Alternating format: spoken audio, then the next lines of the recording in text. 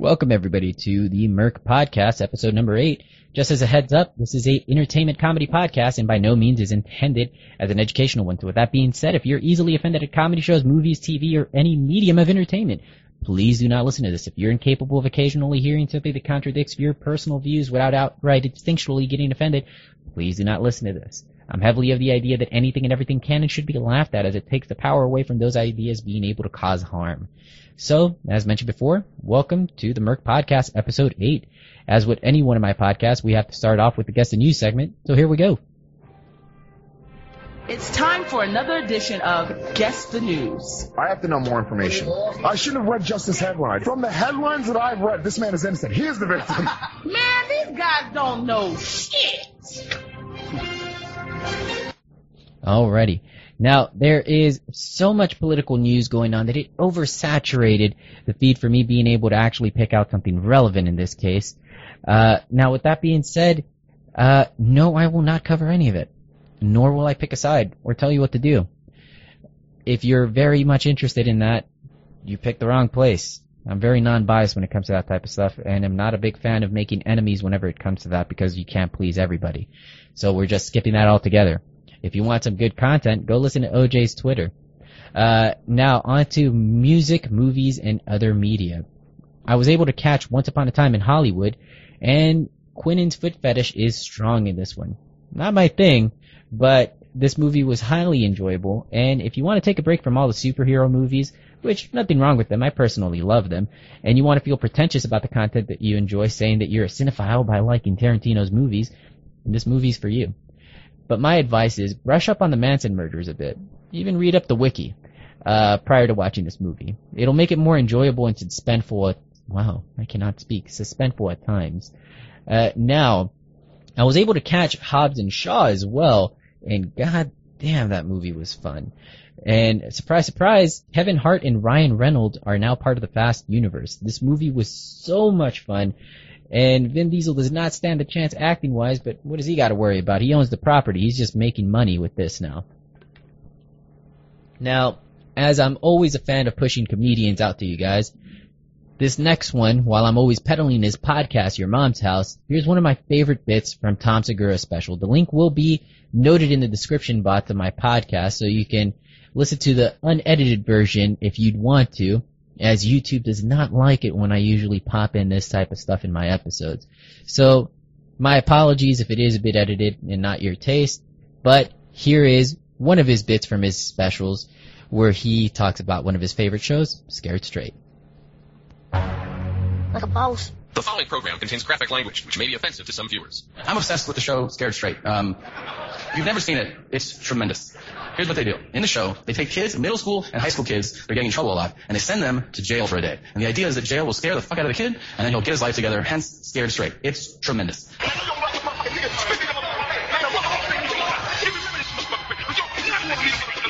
I'm obsessed with one episode. It aired once, in 1999. Here's what's great. It aired uncensored, which is bananas. And in this episode, they did not send the kids to jail like they normally do. Instead, they sent them to a maximum security penitentiary. These teenagers are going to prison. Just as this time. 12 of them have been brought here today by their probation officers and counselors. They think it's just another field trip. And those prisoners verbally assaulted these kids into crying a lot. And it's the funniest shit I've ever seen in my life. First of all, don't feel like too bad for these kids are super badass. They're not like spitting spitballs in class and they're fucking stabbing other kids. They're badass kids, okay? And they show up to this thing with attitude. Like they walk in, they're like, what's up? I just ain't shit. I run 6th grade. I ain't scared of you, man. Like, can't scare me. Throw your sleeves down. Throw your sleeves down. Throw your fucking sleeves down. Pull them down. Right here, huh? Throw your sleeves down. Throw your sleeves down. Because we said about the night. Get out of here. Get this fuck out of here. Let's go. Get your hands out of your pocket. Put your hands up there. Let's go. Back on the bus, wise guy. Get the fuck out of here. We're gonna teach you how to dance. And they're greeted by a guy named Crazy Chris. They call him Crazy Chris, motherfucker. Crazy Chris, the nightmare man. Chris has stars on his face, and the screen freezes, and it says Chris killed 6 people, and he's doing a double life sentence. But this dude is so bad that when he dies and he's reincarnated, that guy's doing life in prison also. So, this is a bad motherfucker right here. The kids are like squatting around, and Chris is like, hey, my name's Crazy Chris. And from now on, you will see me in your nightmares. And the kids are like, what the fuck? Like, I'm 12, don't talk to me like that, man, that's crazy. And then he goes, if I ever see you again, I'll take a bite out of each of you. And they're like, all right, we're all reformed now, thank you very much, sir. You walk in here, watch this face, look at this face, man. There's somebody like me, maybe he's got a fork and a knife and a spoon. He's going to put down, smell like the cartoons. People eat you alive. Like, Jesus, but they can't leave. The next guy comes up to him and he goes, hold my pocket. Hold my pocket. Hold this motherfucker. And he makes kids walk around holding the inside of his pocket. You understand? So he walks and then they're like, I don't know what you know about prison, but if you're holding on to another dude's pocket, it's going to be a rough day, all right? Not only is this guy making kids hold this, he's talking ridiculous shit to middle schoolers. He's like, I'm going to make you suck my dick for breakfast. Every morning. The kid's like, I hate breakfast. You have to shut my motherfucking dick, motherfucker, when my dick get hard. Drop that shit. Hold on, bitch. Funny shit like that. So he's like, I'm gonna mush your motherfucking face. And the kid's like, it's so fucking funny. There's one exchange where this dude, he pulls a kid out of line. The kid's like 13. He weighs, 100 pounds. And he has a bowl cut. Okay? He has a bowl cut in prison. It's parted in the middle. The prisoner goes, why are you here? And the kid's like, stealing? And he goes, the fucking book! And the kid goes, bikes? And he goes, bikes! Why you here? Stick with the fucking truth. Bikes. And that's why I yell bikes all the time. Also, with the news, not so recent, of Eddie Murphy announcing his comeback, and GTAs and USDLC using Party All the Time for their song. Let's go back to one of my favorite sketches in comedy shows, Mad TV, with their Party All the Time sketch. Now, this is much more appreciated in video form to see the spot-on impersonations by, I'm sorry, I'm blanking on his names, Harry Spears and Phil Lamar. And note that this is prior to Chappelle's Rick James sketch. So, with that being said, let's get ready to party all the time. 15 years ago, Eddie Murphy was on the road to becoming a comedy legend, and made a left off that road to venture down a musical path. This path led him to his one and only hit single, Party All the Time. The song was a huge hit, but was followed by sex scandal, lawsuits, and just plain old bad judgment. Tonight, VH1 goes behind the scenes to show you what led to the rise and fall of Party All the Time. You know, I really wanted to do a song that represented the essence of Eddie. You know, wait, that's it, man. Look, first, he's so suck ass, all right? They don't have the essence of Eddie Murphy. How you gonna have Reeve McIntyre with the pop door doing my music? I ain't never gonna keep it like that. Shut up, back up. Hey, Fruity, Uncle Ray, come here, man. I'll tell you something, man. Right here. Man, you're dying, Bird. I want you out of here, man. Eddie's inability to find a writer that could capture the essence of Eddie forced him to turn to one of the most prolific writers in the music industry. Man, I was messed up. I didn't even know I agreed to no thing with no Ted and Murphy. I was just trying to get some bread so I could score some more coke. That's right, I said coke. Tell you, man, this song needs to be about the girl, man. You know, Eddie's about the girl. You know, and you know what? She should go out all the time. Wait. That's it, Rick. That's it. She goes out all the time. She go out all the time. Sound like a winner, man. I'm be outside. Yeah, right, man. I'm telling you, man, she go out all the time. She always going out. My girl goes out all the time, out all the time, out all the time. Man, I don't know, Rick. I wouldn't feel the essence of Eddie on that. I'll tell you what, let's try it. My girl never leaves a club, never leaves a club, never leaves a club. How's that? Woo! Perfect, baby. I'm going outside. You don't even have no lyrics, just that stank little melody of his. It's enough to drive a man to smoke crack. That's why I said smoke crack. My girl likes to leave it, never come back with peace, leave it, never come back with peace, leave it, never come back with peace. Let's go. I'm outside. Come on, Rick, man, why you do that, man? It's 20 below outside, you'll mess around and freeze, man. And what's that smell, man? You smell like hot ass. Hey, man. I've been in the studio for 2 months, man. You know, I ain't showered. My Jerry curl drying up. Man, and this crack's going to hole in my pocket. I ain't been on party in months, man. You know what? That's the problem with you, Rick, man. You always want to party, just like that girl in my song, man. Hey, Rick needs to party, baby. Party all the time. Rick! Oh, that's it. Wait. That's it. You're a genius. It's beautiful. Party all the time. Just like the girl in my song. Party all the time with the song. Oh, Rick. Oh, give it up to Rick, y'all. That's it, man. That's the essence inside, Eddie. Come through. I go real high now? Yeah, man. Eddie had a bona fide hit. Soon he was being mobbed by white girls at malls. He had achieved his dream, but the dream was about to turn into a nightmare. Man, let me tell you, that boy lost his mind, his entire mind. I remember one night I came home from partying with Charlie Sheen and Mary Barrett. I walked into my bedroom. There's Eddie Murphy. Somebody looked like that. You know what? Let's just say it was Eddie, all right? Standing on my bed, butt naked, petting a kangaroo. Let me call him Rick, Letty. He's telling me to get out of his house. And mind you, man, I'm in New York. He told me I owe him $6,000 because some kangaroo cracked all over his stuff. It's very, very scary, man. I think he was training with against a cat. But this wasn't the only problem Eddie encountered after the release of his hit single, Party All the Time. And his other songs was crap. If I was a king, crap. Put your mouth on me, crap. And that damn song he did with Michael Jackson went under a big old piece of kangaroo crap. Man, turn the camera on. It's been 16 years since these two giants rocked the musical world. So where is Eddie's essence now? Man, I think it's time to go see Eddie's new essence, man, because I've changed, man. My essence has changed. You know? Hey, I just want to get one thing straight. I see that kangaroo, I'm shooting first and asking questions much, much later. Look, man, I think that's going to be a problem, all right? Oh, no, it most definitely ain't going to be a problem. Hey, look, man, here's what I'm thinking. Because we moving into millennium, man. I've updated the song. Check it. Eddie's girl likes to email all the time, email all the time, email all the time. See, it's kind of like a website. Emails eddiesgirl.com. Cool, sounds good. I'm going to be outside.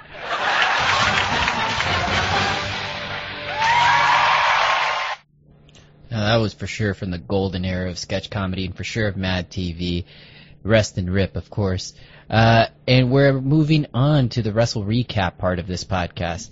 And we start off with Raw on August 5th. And there was a lot going on. But let's go ahead and start from the top, from the very beginning. Becky Lynch was taking on Charlotte. Well, I'm sorry. Becky Lynch and Charlotte were taking on Natty and Trish.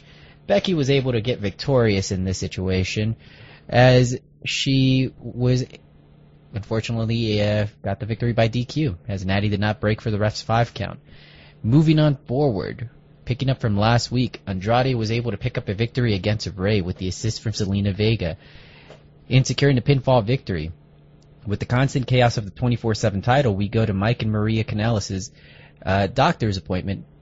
Mike was able to secure a victory and get the title back from Maria. However, he was then quickly assaulted. Well, not assaulted, but tricked and lost the title from Truth. Once again, Truth is our 24/7 title championship holder person. I cannot speak. I'm trying to do 3 things at once here, people. Clearly unprofessional. And Seth Rollins attempted, while hobbling to the ring with a chair, confronted Brock Lesnar, but was then just destroyed by Brock. The Viking Raiders then squashed some local talent of Jay Alexander and Eric Abraham. Speaking of Alexander, Cedric Alexander took on Drew McIntyre. Well, not really. It never happened. With special guest referee Kurt Angle. This match never happened because the Fiend Bray Wyatt took out Kurt Angle. Now using the very safe to do mandible claw, so good for him not being able to hurt himself or anybody else, really. The team of AJ, Gallows, and Anderson, or as they are now being referred to with my uncomfortable reaction, as the original club, or the OC. Now, if I care to even watch that show, I would add the drop for the crappy OC show that was on TV many years ago. But I'm not going to put myself through that torture. Back to the match. They are taking on the New Day and Ricochet. Gallows and Anderson were able to secure the victory in this fast-paced, fun match. But the highlight of this was that Gallows is now back to the Baz days with that New Japan face paint that he used to use. Samoa Joe then went into the ring demanding an apology from Roman Reigns as Reigns was attacked again. Let's go ahead and use a particular drop that I've been wanting to use for this. Please hold. I'm not waiting anymore. As I understand it, you are near. So I'm going to give you the opportunity to walk down that aisle, get in this ring, and apologize to me. Kiss it. You want me to kiss your... That's right, apologize. Okay, I'll, see here, apologize. I couldn't help that. But the Iconics then defended their women tag titles. Wow, that came out wrong. Their women's tag titles against, let's see, who do we have here?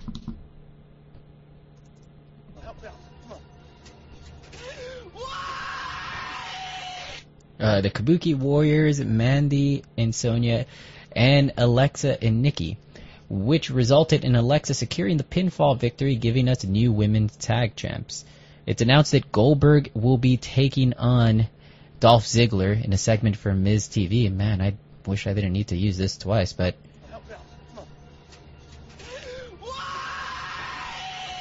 And then we move on to SmackDown August 6th. Trish and Charlotte hype up their upcoming match, in which I'm guessing Trish will win for the fanfare. But prove me wrong, guys. Ziggler then took on Ali. This match was set up after Ziggler blindsided and attacked Ray from behind. So an enraged Ali ran into the ring to start things off with Ziggler, which ultimately ended up in Ziggler picking up the win by use of the super kick. This is all setting up for their upcoming match with Goldberg. God damn it, I need to use this again.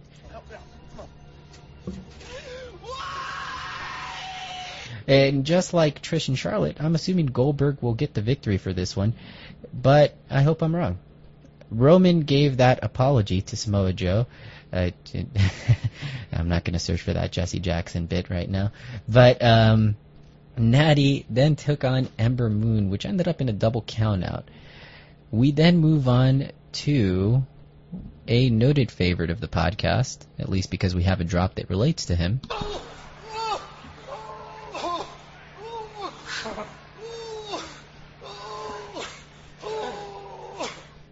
We have Shane McMahon taking on, well, not taking on, but confronted by Kevin Owens, which just led to a fight. And then we have Alistair taking on Sami Zayn. Winner by this, Alistair took the pinfall victory after landing the Black Mass. Big E and Xavier Daniels took on Daniel Bryan and Rowan. The New Day members were able to secure a victory via DQ well, foreshadowing there, people. When Rowan attacked Xavier Woods with the steel steps. That looked pretty dangerous, but I'm pretty sure these guys know how to do this type of stuff. It's now revealed by Buddy Murphy that Rowan is the attacker of Roman Reigns after Roman interrogated him in the backstage segment. On to 205 Live for August 6th. Humberto Carrillo took on Lince Dorado, which ended in a double countout. And a frustrated Carrillo continued the attack, doing a beautiful dive onto Lince Dorado and his buddy Grand Metalik outside of the ring. Oni Lorcan then took on Kalisto, and, well, actually, he took on a lot of people. It was Oni Lorcan, Kalisto, Tony Nese, Jack Gallagher, Akira Tozawa, and Arya Daivari in a match to determine the new number one contender for the Cruiserweight title. Oni came out victorious in this one. Great match. So that was it for 205 Live. On to the go-home for NXT for August 7th. Street Profits and the Undisputed Era signed the contract for their upcoming match at TakeOver Toronto. Shane Thorne took on Joaquin Wilde, in which Shane Thorne took the victory in this one. NXT UK, same day, August 7th. Noam Dar took on Ashton Smith, in which Noam Dar was able to secure a victory in a very heelish way by feigning an injury, which he then just took advantage of. A challenge has been issued to the current NXT UK grizzled young vets. Again, a missed opportunity for me. I could have used that one segment for an Art of Wrestling animated podcast. Go catch that for yourselves if you want to know what I'm talking about, in which Cliff Compton was on that episode. And this challenge was issued by Andrew and Webster, as well as Gallus. Ginny and Jazzy Gabbard were able to pick up a victory over Piper Niven and Zaya Brookside, and Dave Mastiff and Joe Coffey ended in a double countout, which I gotta say, not bad. I like it. Keep the tension going. And we move on again to my favorite time of the year for wrestling, NJPW G1 results. We are covering day 14, as that is the only thing that's been going on recently. Ishii was able to pick up a victory over Toru Yano. Taichi was able to get a win over Juice Robinson. Goto was able to get the win over Jeff Cobb. And Jay White was able to get a win over Moxley. Which, surprise of the show for sure, was the first pinfall loss to Moxley in NJPW. Highlight of the show for me was Taichi getting the win over Juice Robinson. I love that guy's matches. He is just charisma all rolled up. Slice of life right now, on to my personal life. Currently, there was a death in the family that slowed down training. So, yeah, rest and rip, dude, gone too soon. Much respect to that immediate family. Don't want to really get too much into that, but onwards for that. Progress. I'm a bit pissed that I've hit my plateau in fitness goals. Obviously, I have a speech impediment, I guess. So I have to figure out how to increase the intensity within my constraints and simultaneously try to not injure myself. And now onwards to the secondary disclaimer. This is your last chance for those that are sensitive to anything and want to avoid any hurt feelings. If you have an intolerance for comedians in general, remember comedy is subjective, and so while it may not be your taste, it clearly is something for other people to enjoy. For those that have stuck around, enjoy the following clips as listed in the description of the podcast. If you do want to listen to the entire episodes, or if you just want the source material to know who you want to complain about, because you don't want to complain to me. You're not going to get anywhere. For that being said, enjoy the rest. Welcome to your mom's house. All the women out there who are attempting to make me come, I would like to provide them with a service as well. Look how dark his nipple is. Doesn't that bother That's because he's fucking with it all the damn time. Slapping it and pulling on it and shit. It's got no feeling left in it. It's blue. It's a dead, that's like a dead body. His nip is warm. It looks like it was floating in a river. Are you a little turned on by it? No. I don't even like when girls do that, when they're just like, I don't either. Pulling on their shit. It's like, do you even feel anything? Like in pornos and stuff? I'm not a fan either. No. Well, this is a perfect segue. So we've never had anybody else join us for it, but Josh, are you ready to get into some of Christina's favorite videos? Ooh, I would love it. Looking for me.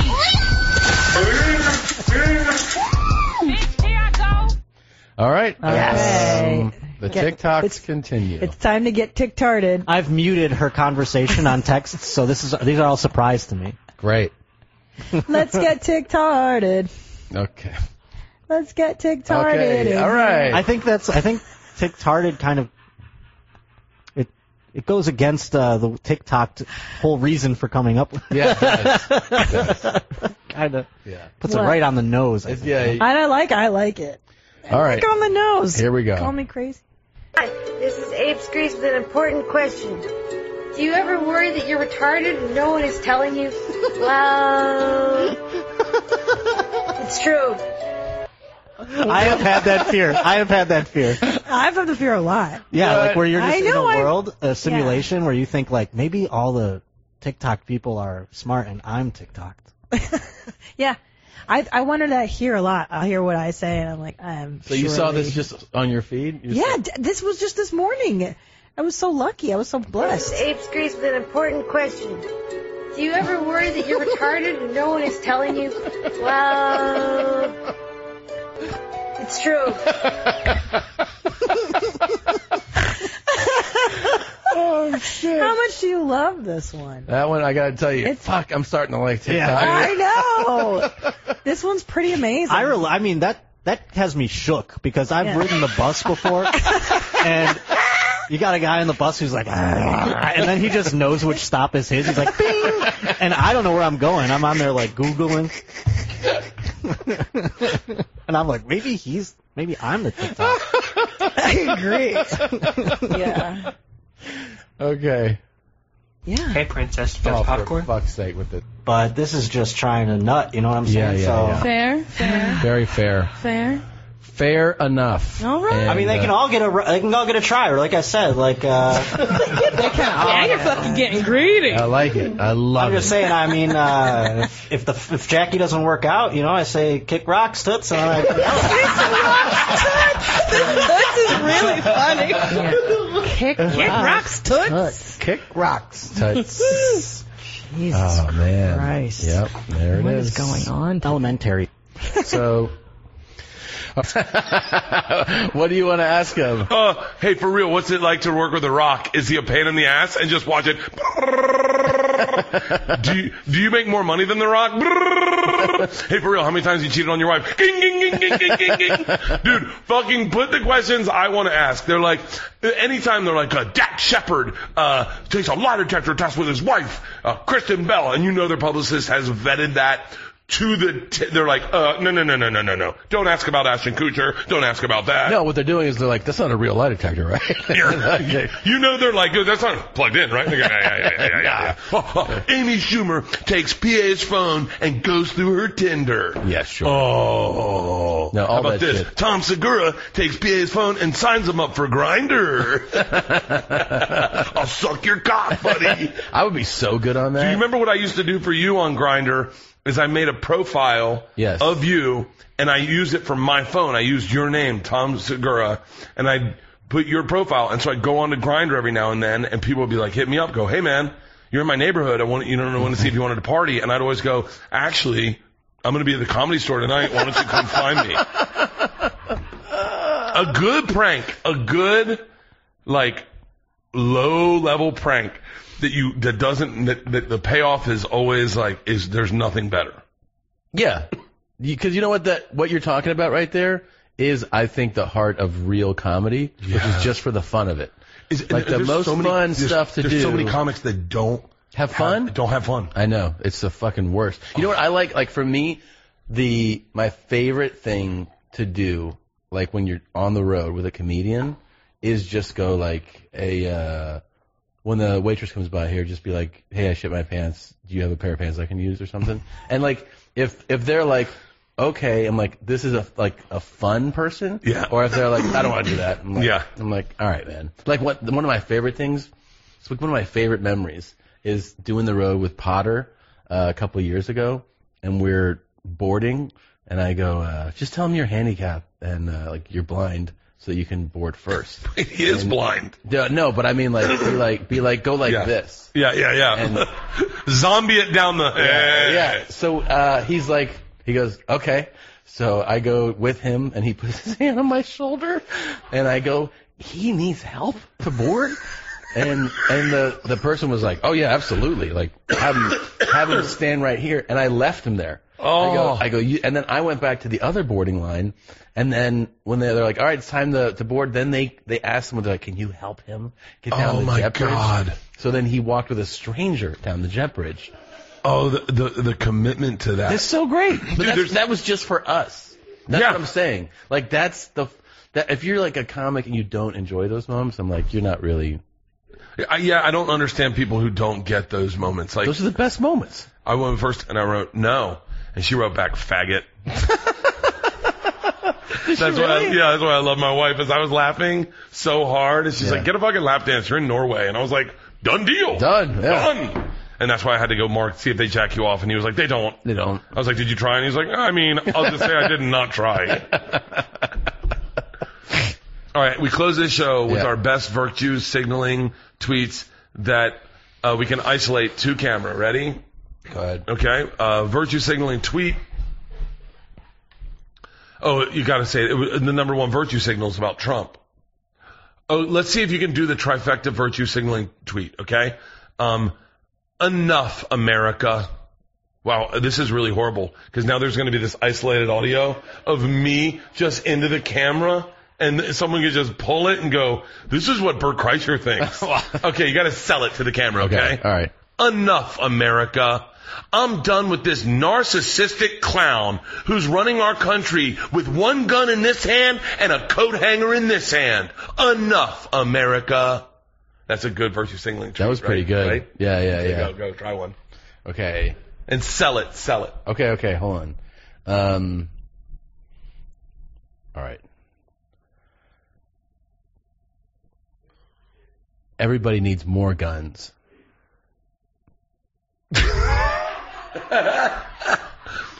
Okay, now I'm gonna flip my virtue signaling tweet to that way. Okay. Calm down, guys. Guns don't kill people. People kill people, and that is why we need to outlaw abortion. That's a good one. That was a really good. That's you combined it all. Good one. Okay. America.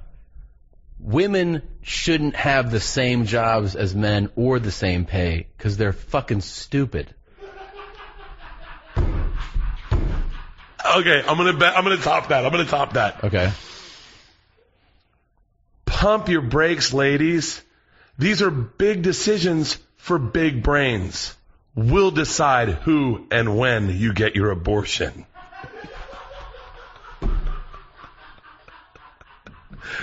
Try to top that. Try to top that. Try to top that. That was really good. Try to top that. Try to top that. Okay. All right.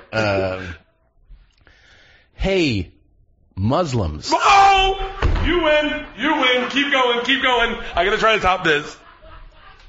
This is Western society and Western culture. We wear shirts and jeans, we fuck outside, and we eat bacon. If you don't like it, go the fuck to Ducka land. Okay. And get out of Congress. There you go. Okay. How's that? Okay, but I'm gonna try to make it shorter to fit into the this is what you said. Yeah. But this is even dumber and more to the point. Okay. All right. Hey, Muslims. Hulkamania, look it up.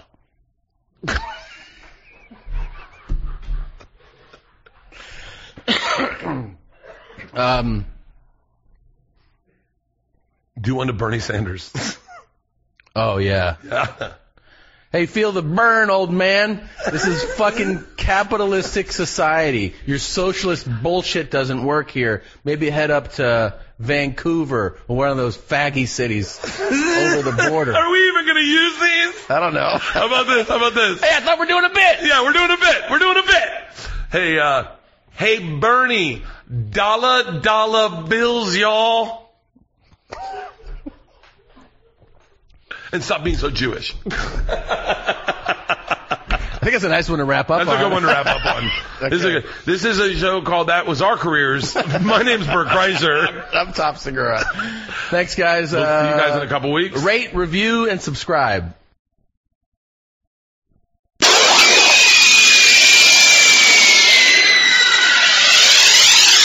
When you hear that bomb blast, get a shot blast. Listen to the podcast, it's all up in your bomb bag. DJ kills them like O.J. Simpson and quit.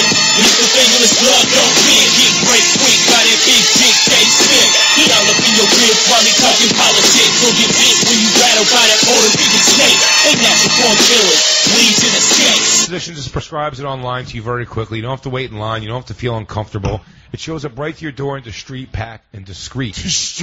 fucking fool. Yo, it's the streets. In discreet packaging, the chewables from Blue Chew are prescribed online by a doctor. They're made in the USA, so you're supporting American products, everybody. Shane? You get the confidence. Yeah, Shane. Yeah, Blue made Chew's, in the USA. Blue Chew's fucking rule, dude. Fuck yeah. You and your partner will love it. You chew it and do it, and we have a great deal for you guys at Legion of Skanks. Visit BlueChew.com and get your first order free when you use promo code LEGION. That's Legion, and you pay only $5 shipping. Again, it's BLUEChew.com, promo code LEGION, and you pay only $5 shipping for your first batch of Blue Chew. Check it out. Enjoy your boner. Let your girl enjoy your boner. All right, let's get back into it. What? Hey, I almost got in a fight at Dangerfields this weekend. For real? Yeah. Why? Some guy was like, I hope your wife and your son get cancer. And why? I go, I don't have a son. And then I got angry, and I walked over with the mic stand. You got angry you didn't have a son? Why do you remind me I don't have a boy? I'm like, Jesus, made a girl. Yeah.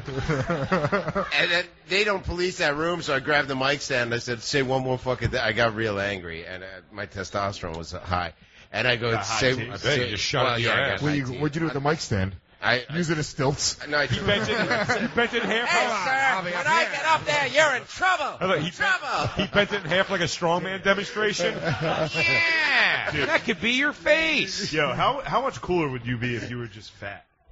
If you were like a tiny fat guy? Instead of jacked, you'd be the fucking man. Really? I think so. You should get fat. All right.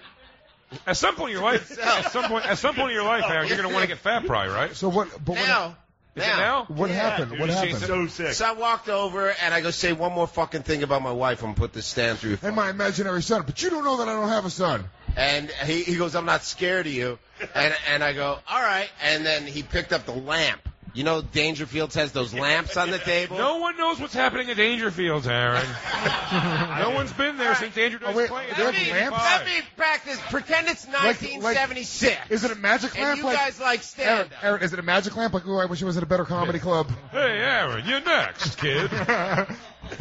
while you were telling me that why you got banned. Well, I'm banned from my local 7-Eleven. Your local 7-Eleven. Oh, it just who? Okay, if you were to tell someone got banned from 7-Eleven, your immediate reaction would be like, who the fuck gets banned from 7-Eleven? And then I feel like if you said it to me right after I went, who the fuck gets banned? I go, Lewis. That's probably who got banned. That's tough to do. I've seen degenerates in and out of 7-Eleven. Okay, actually, I'm glad you said that. Do we take bets? Okay. But do we take bets here? If I'm wrong or right. Here's what we do. I bet you everyone at the table will agree with me. I know the dog thing comes to mind, and everyone's going to fucking say that. Yeah. But I will tell you right now, everyone's going to agree with me on this. You're rarely on the side of justice. No, I'm completely justified. Maybe you are. I'm just saying. But if I was a betting man, I'd lay heavy that I'm going to be like, Lewis was a dick here. Like the Generals could beat the Globetrotters. Could happen. But if you're a betting man, they're playing a real game. You're putting money on the Globetrotters. You never know. Those little white fellows are trying to score. They're not taking a dive. Yeah. So did the Washington Generals Get win? outside, you whore! Did the Washington Generals win today? Let's find out. Okay, so my 7-Eleven. Okay, first of all, I've talked about this about my Starbucks before too. Okay, in Harlem. Lewis owns a few. Do you walk into them? Do you walk into them and declare them yours on both of these places? Yeah, I walk in like a king. Hello, my Starbucks. I'll have a macchiato. What do you mean you're charging me in my Starbucks? I don't know if you guys know. Just put it on my tab. I should say that I also have really picked up shoplifting again recently. Wow. Come on, you don't mean that. What the fuck's wrong with you? Why would you say that so fucking... That has nothing to do with why I was banned. You're shoplifting? That's why you have I a don't fucking feel child. What do you mean you've taken to it? It's not, shoplifting's the wrong word. What I do is I take stuff and I don't pay for it. But shoplifting is the exact right word. No, I don't like. We came up with a term for that. It's called shoplifting. I don't have gay sex. I sleep with a man and we put our penises inside each guy other. puts his dick in my You're not butt. listening. You're gonna call that gay sex? I don't walk in and put shit in my pockets. I walk in and then I'll open my naked drink while I'm shopping, drink it, and then chuck it in the garbage before I get to the counter. So you're not stealing the container. I'm not walking It's out pretty. with anything. It's pretty. Yeah, where did I lift? Where did I lift? I shop consumed. Okay? No, Your Honor. No, I will plead not guilty because I shoplifted nothing. Have someone checking those cameras, and you know to charge me for that naked shit. That is now nestled behind a watermelon. Or what I'll do is I'll even bring it up to the counter and I'll pay for everything. And then if they don't say to me, every time I pay for something at like a deli or a 7-Eleven, I will always try to get away with not paying for the thing in my hand. See, what I do as soon as I walk up, I go, and this. Nope. Right. Not right. me. Wawa's the amount of money that my I'm favorite. saving per year Wawa's, on doing this is crazy. Wawa's my favorite for this because I eat a pretzel while I walk around the store. Yeah. And it comes in a bag. Yeah, but they're eyeing you at that point. When this guy's going to steal some pretzels. When I go up, I ate this pretzel, and I give it to them. But he's got plausible deniability here. He could say, I walked up and, I was right there. She saw it. Why didn't I she thought charge she charged me? me for it. I thought she charged me. That's what I do. I always put myself in a situation where I can't actually get caught. Sometimes you throw it away in the store. Yeah, but then I just play dumb. I've never been caught. But if they did come up to me like, hey, did you throw it away? I was like, oh my God. You can't do that? I wasn't paying They just let me out of the home. I'm just wandering around. I think I'm lost. You can't pound the naked juice and then put it behind the tortilla chips? The case of... I didn't realize they changed the rules here. Is there a new owner? Should I meet him? This is, after all, my 7-Eleven. Hey, of course. No, mayhap. My mother taught me this stuff when I was a kid. She would always leave Your the mother's garbage. That's why God took her young. Don't follow her lead. God took her away from you so you could learn from real people. Whites. She would, from when I was like 7, she would tell me to go into Baxter's Pharmacy and take tests. Lewis, I'm going to need you to jump in front of a moving car for Mommy. Are you doing your mom's voice? Your Hey. Jewish mom? Hey, happy hour's letting out downtown, so I gotta jam out. If you want, you can stuff a bunch of apples down your pants. You figure it out. I want you to know what caused anything about it. No. Look, hey, Lewis. White power, love you, Bubby. Bubby. No, she would have me go into Baxter's Pharmacy, and she would say, look, take the tester perfumes for me and the makeups, and then if you get caught, just tell the guy that it's your mom's birthday and you want to get her a gift. Oh, my God. She wanted you to. She already had you being questioned by the cops. Yes, but I never got caught. Can we break down how shitty a parent your mom That is? was really bad. Your mom sent you to shoplift for her? Yeah. And then told you to emotionally manipulate people Yes, afterward? 100%. Oh. She was good. She really was. Louis, She was can you come in here and smack my veins? Here, bite this belt. I'm not strong enough to get a vein to pop. Can you come in here and slap him? Oh, you're such a strong boy. You're such a strong boy. You're such a strong... I just shut her eyes. It's the only good thing, you piece of shit, Daddy. Her excuse is something she saw in a very special episode of Chips. Can we all take turns? Just tell him you wanted a gift for your mom, and Ponch and John will come over, put a hat on you. We all. My new favorite thing is we should all do impressions of Lewis's mom falling into heroin sleep while she's saying something. She goes, "I'm so happy that hanger never reached you." Oh shit! Just so you know, you were in an accident. You were a surprise. She goes, "Every day I'm so happy I paid a guy to kill you."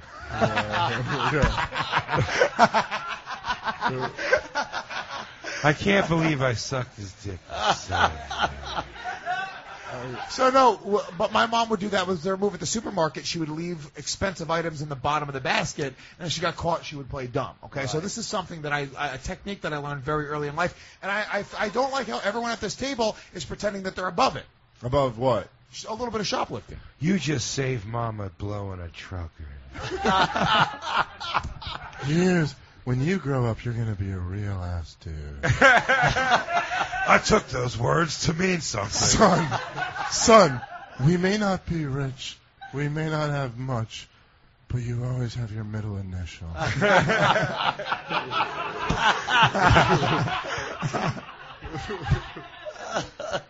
Baby, why don't you go in the corner and shadow box? She used to set me up in corners, shadow boxing while she was doped out. That's where it came from. Oh yeah, baby, there you go. Little Mike. No one's gonna beat up my little Mike. So listen, we were talking about it though when we were, kids. Yes, no. Like, the thing not we were last shocked week we're at. not shoplifting. It's not. Yes, no. No one was shocked that. No one's above saying, yeah. When I was 17, I fucking shoplifted. What we all were shocked by was the fact that you said you were into it now, and that your mom told you to do it. It's like cigarettes. You steal one thing, you just got next thing you know you're stealing two. I thought I was out, and it pulled me right back in the game. It's like riding a bike. Doesn't justify you being a piece of shit criminal. Drop in the bucket. Every minute and a half of Louis J. Gomez is born. That's like you're like when the 30 seconds later a rape. Are they related? I don't know. You gotta prepare. When the I FBI think that every 2 minutes there's a rape in this country. Really? So we had a countdown clock, and every 2 minutes it would go off. No matter where you were at the conversation, you were like, "Hey, did you guys see that new show, Stranger?" Oh, another. Now, by the way, that's according to Lewis's moral logic, there's actually, when the FBI does projections, they know some people will be raped. So there's really nothing wrong with raping there's people. nothing wrong with that. Everyone knows some rapes are going to happen. I never thought of it that way, but to be honest, you're making a little bit of sense right now, Dave. This is already a rape that's been taken into account. That's what I call my dick when I'm raping a chick, a drop in the bucket. Yeah. He goes, "You just raped somebody." He goes, "But where does it fall on the curve?" Oh, and the bad guy. No, but they all get it now. No, they were tired of looking you up in your perch. Thanks. Welcome back down. Welcome back down to the ground floor, buddy. Yeah, tell your story. You Come on. set yourself up good. It's like, if it doesn't fit, you must have quit. But I did kill her with the glove. Like, just stick with the first thing. It's just Louis Public or Louis Q Public. So listen. Now, Your Honor, I'll tell you, I have raped people before. Lots of people. You want a long list of the people I've raped? I'm just saying I didn't rape this bitch. So, anyway, now let me get into my defense. That stenographer doesn't have enough paper to shorthand all my rapes.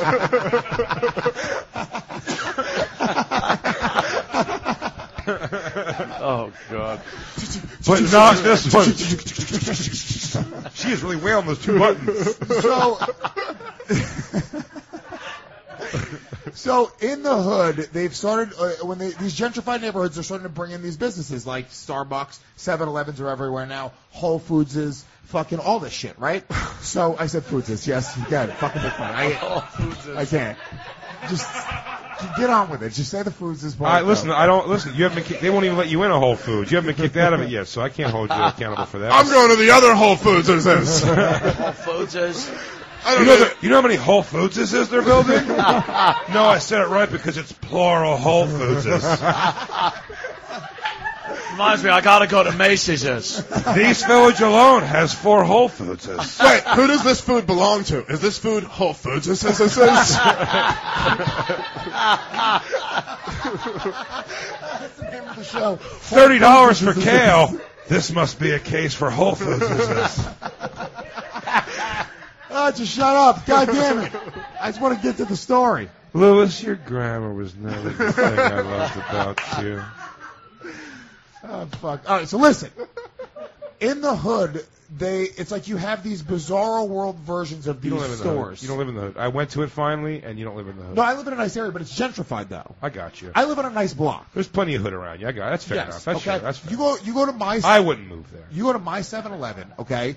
It's extremely ghetto. The Starbucks never has any fucking cinnamon. There's always garbage everywhere in the Starbucks because they're not fully acclimated to the white lifestyle yet. So they're throwing everything everywhere, and it's awful. 7-Eleven in particular. It's like they have good coffee, but they're still just pouring it out for their homies. Well, maybe that Starbucks just got tired of hearing black guys say Simmerman.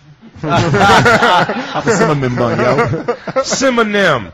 Let me get a cinnamon macchiato. Oh, nigga, forget it. This time, and it's a nightmare. So what I decided to do after the 4th or the 5th time seeing this, I was like, I'm going to videotape them in action, and I'm going to send it to 7-Eleven headquarters. Wow, why would you... To let them know what is going on in the 7-Eleven. Now, also, I'll tell you... You're listening to a Beats pill. Can I... No, but... $7 an hour. That's not true. Crazy. That's not true. It's not just a Beats pill. There was a child in the 7-Eleven this night. Okay? Doing coke? This is bump the story up, making villains. No, there was a child. There was a child in the 7-Eleven with his fucking father. It was 2 kids, actually, like a 7 and a 9-year-old with their father that were in the store, and that's what kind of triggered me. I was like, fuck this, dude. If I was with my kid right now, I know I'd have to say something. So, like, this needs to stop. They need to change their attitudes. And all I was going to do was send it to 7-Eleven headquarters and say, hey, look, we need a fucking training program here to make sure that we have 7-Eleven standards and quality coming into home. Where's your corporate infrastructure? This is literally coming from the guy who let a fucking drive-through line build while you were jerking off in the bathroom at KFC. Yeah. I should have been fired. Oh. Okay. But instead you came back to rob the guy who got mad. Well, he punched me in the face. In fairness. So, what I did was I videotaped it. I'm going to give you a corporate punch in the face. And I have played the first video, Omar. I want to show you what I'm dealing happened. with. You did this. I want to show you what I'm dealing with in my 7-Eleven. Chips out of order. Klondike bars on top of Haagen-Dazs. When I protected you from losing your job many a times for that Already pause it. This is... Rewind it and let me hear this lady's gonna... I love this When already. I protected you a million of times... You jumped in my face when I protected you from losing your job many a times. Back it up again. I told you this was great. And then you jumped in my face when I protected you from losing your job many a times for that bitch. That's his name, a many a time. You almost got fired by a many a times. Our very strict boss. I protected you from a many a times. That guy's crazy. A many a times will kill you. Many a time. Everyone knows a many a times packs heat.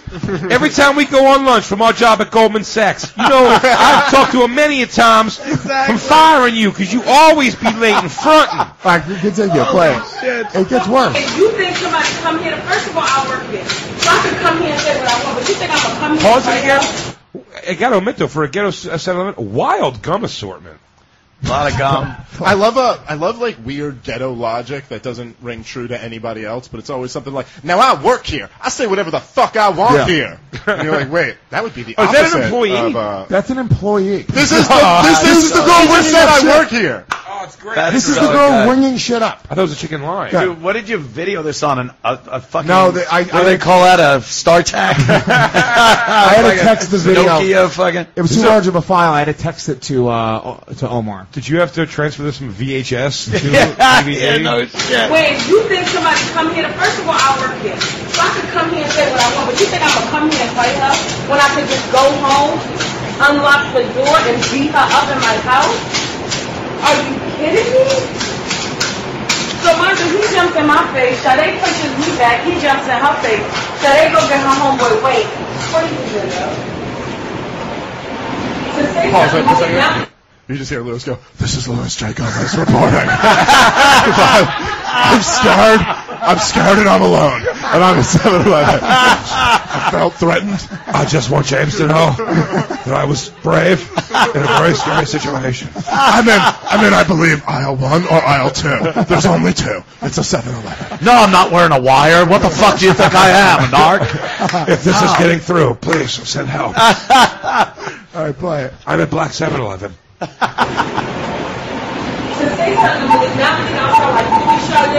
Lewis, what the fuck are you shopping for? You're oblivious to the world. You don't know what happened. That was her sister, oblivious. Was that it? He was 10 feet away from me. Adrica wasn't 10. Adrica was like, So that's all right. So now, all right. So I played that one, and then I was like, I need more. That wasn't enough. Okay. Right. So this is where it goes a little haywire. There, by the way, a selection of Bugles, Chex Mix. That's so much. I mean, for a ghetto 7-Eleven, my point being, they seem to have an all right stock. They have an all right stock, but It's the same selection you get downtown. Can I be honest with you? Naked Juices expired by like a month. Really? Swear to God. That's a problem. That's a problem. I don't That's like a real. that. That's not the 7-Eleven standard. Play the second video. Now I'm paying for shit. Can I pause though? Also, as a former employee of 7-Eleven, I know the hot dog's got to be turned over every hour. Yeah. No one buys one in an hour; it gets tossed. Man. That's a fact. That's it. Yeah. This is you, yeah. Look, there's no. Pause it. We gotta She listen. literally looks like the human beatbox from the Fat Boys. If you could bring up a picture before we start this again of the human beatbox from the Fat Boys, I promise you they look exactly alike. Yeah. This is where it gets good though. I feel sorry for your mother. What did you say to me? Baby, don't let anybody here feel sorry for That's you. fucking hilarious. Yeah. Fucking She's the human beatbox from the Fat Boys. That's what he's up to. Holy Fat boys. I gotta play it. You gotta listen really closely. Well, one, start it over. No, you don't need to start it over. It's fine. I don't know where we're at.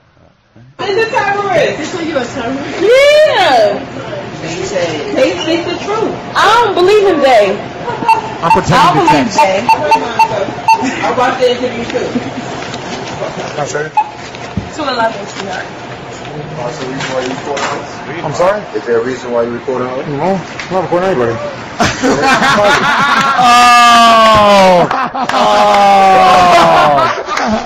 Oh, snail. So one of her friends was behind me, following me around as I'm recording her. And he was like, excuse me, is there a reason you're recording her? You go, I record nothing. Hey, baby, always just deny. By the way, it's so funny because like what's funny is right before you get caught through this, also she goes 214, sweetheart. She was actually nice to you. Yeah. She was sweet on you when you were calling her, but yeah, baby, what you need? Sweet child mine. You want me to go out my way, help you out? I will. What you want? Make you a fresh sandwich? So you just denied, even though you were clearly caught red-handed. Yeah. He knows you're recording. So what happened after that? I'm not filming anybody. I'm just filming my own money. Could you come up with like an instant excuse? No. I would instantly say like, hey, my chick thinks I'm fucking somewhere else, so I'm taking this so I could send it to her later to say, here I am, I'm a 7-Eleven. You would have thought of that quickly? In a He second. just thought of it right now? I swear, I just thought like, what would I say? And that just came right in my head. You didn't send him this video earlier in the day. I'm saying, not- Aunt prep for a lie. Nothing. Your fat black friend's an animal. There you go. Lewis's mind right before he says that. Come up with something, mind. Here we go. Mom. Come on, mouth. If ever there was a time I needed you, now's the time. It's just she appears over my head like her spirit form. Her people, but she still goes, baby, I don't know, just throw a punch and run. Damn you, Mom, you let me down again. I don't know why I'm recording, but it's certainly not to get you all fired. I'm not saying this is 7-Eleven HQ. If that's what you're wondering, I gotta go.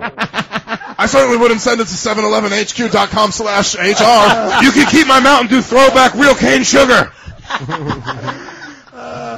Yeah. So what happened after that? So he was like, yo, why are you recording her? And I was like, no, was a dude? I'm not. It was a dude, yeah. And I was like, no, I'm not. And then it was like, yeah, you are. And then she was like, you record me? Why you record me? And I was like, I'm not recording. You guys are all fucking crazy, man. Were you like, I'm just saying, I was telling my friend you look exactly like the guy from the Fat Boys. Oh shit, that probably wouldn't have worked either. I was telling my dude that you were beatbox. I was just fucking around though, but you a big bitch. But then she fucked regularly. Or fuck your old tits.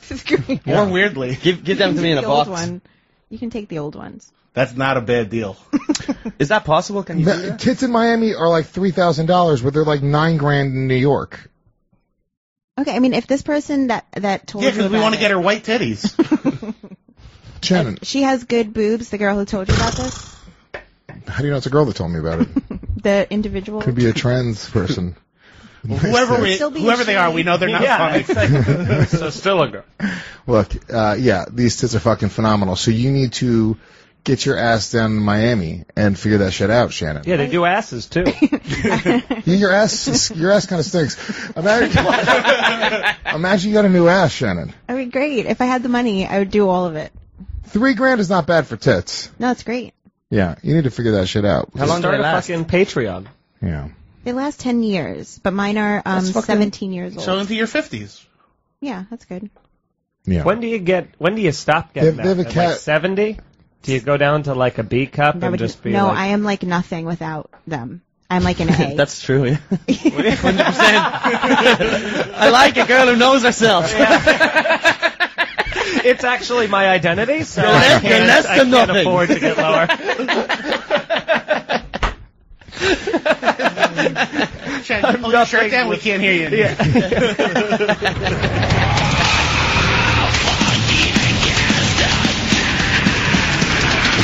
Oh wow, Guest has one, huh? That's fun. We don't fuck around. Okay. So what happened with Steve-O's tweets? What? I watched that happen in real time. What happened? Steve-O got hacked. So Twitter got hacked, and they went hard. Like, the stuff they were tweeting out was... I only saw a few. The first one I saw, I watched it happen in real time. I watched Steve-O's account just tweeted, "Sup niggas" in all capitals. And I was like, I think Steve-O got hacked. And then I watched, he posted something. I've got a few saved. One said, I hate stinky niggers. I've got the pictures. Hang on, I've got them up. But the comments were great because it was people that were like, I can't believe he's gone over the edge. And not obviously he's been hacked. Steve-O's back on the drugs. Yeah. I love my boy Hitler. A lot of clown emojis going his way. He has a new special coming out. He's trying to promote it. What do you call a nigger in a tree with a briefcase? A branch manager. Jesus Christ. It's a good joke, but... Is it? It's not bad. He tweeted at CNN and just put Stars of David next to all the anchors and... Doesn't even 9,000 likes. It must, dude, can you imagine what a nightmare it is, though? We need to end K-pop. Fuck those bug-eyed dancing chinks. Who's with me? See, here's the problem. If you're trying to hack somebody, if you hack somebody, you gotta just put out like one or at most two of these tweets. You can't put out 17 because then everyone's like, oh, okay, he was hacked. You'd be surprised how many people did not. I have a question. How is this? Is this still up, or it was? How long was it up for before it got? He's gotta hate nigger so much, stinky, dirty. Jesus Christ! So you would think this is a hack. Obviously, you wouldn't think that. Yeah, I mean, it was a lot in a short amount of time, and and also I think they locked him out of his account, so they changed his password. Of course, that's the first thing they do. He started deleting them, and then they tweeted, "Fuck off, Steve-O, stop deleting these tweets." Great. They're real rough. Why did they have a picture? Someone put a picture of Kenan Thompson that was Thanos. Yeah, but they put him on. Is that Kenan Thompson's face on Thanos? I have no idea. What a fucking weird. That's like that guy. Why is that happening? Looks like Grimace. It looks like one of those Somalis with the fucking orange fucking beard. Very bizarre. Yeah, it's just a little bit of fun. I don't know. Well, poor Steve was like, they've ruined my reputation. I was known for eating shit and coming on a midget's face, but I would never say chink. Yeah, it's Yeah, I mean, was anybody actually upset? He was getting some real rough response tweets really? from people that did not have the. They just didn't get that. They definitely did not realize he was. They thought he went over the. How do people hack somebody's Twitter? How do you hack into somebody's Twitter account? account? Mr. Robot, bro? You find out like 2 things about them, and you can pretty much guess the password or just crack it. It's crazy. How do you crack the password? Can you Google that? How to break into somebody's Twitter account, or how to hack into somebody's Twitter account? He also might have just left something open. Yeah, you find out somebody's like. There's a 65-year-old lady in Oklahoma, I believe it was. And I'm sorry, my camera isn't working, so I can't pull myself up. But she was pulled over because her brake light was out. So the cop goes over and is like, "Ma'am, your brake light is out. Are you aware of it?" She's like, "Yeah." No, it isn't. He's it is now. She's like, "Yeah, I'm just trying to find like a good price on fixing it, but it's been out for 6 months." He's like, "Well, then I have to write you a ticket. It's been out for 6 months. Can you sign this and hand something over to her?" This is all in the video, actually. All right, so good. Let's watch this. Go ahead. Equipment, it's $80. You have till September 16th to take care of this. Get you to sign there with the Exodus. So you don't even give a warning for this? You've been driving around for 6 months like that. I'm truthful. Well, I'm not going to give you a warning for saying you've been driving for 6 months. Hey, I told you I raped that girl. You've seen me in here. You've seen me in No, I haven't. You had to if I've been up here. Nope. Either way, I'm issuing you a citation. Sign there, please. Well, I don't want to sign it because I don't want to pay $80. You don't want to sign it? No, because I don't think that I deserve to pay $80 for something that is fixable and I can fix it. All right. That's all you want. Go ahead and step out of the car. Why? Oh, shit. Because you're under arrest. Step out. Under arrest? Step out of the vehicle. All right, pause it for a second. That seems like a. Step out. I'm giving you a lawful order. Pause it. It seems like a big jump. He's also, he's giving a fair warning right now. No, he is. I didn't know. Can you get arrested if you don't sign that? I guess that's what what it is. I guess if you don't sign it, you're arrested. Wow. Well, You're obviously. try and drive away. So, but here's the thing. In this moment, I have to be consistent with my philosophy, okay?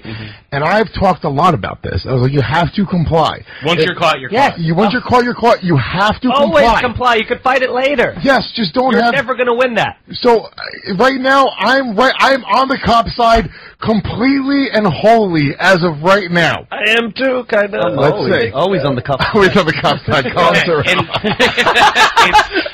Blue lies, baby. However, this cop could have said, you have 2 choices. Yeah, sign this or you go to jail. Right, yeah, there is that. It was he could have presented that because he in his head was going, say no again, bitch. Yeah. Say no again, bitch. But also, can I be honest with you? I should get a warning.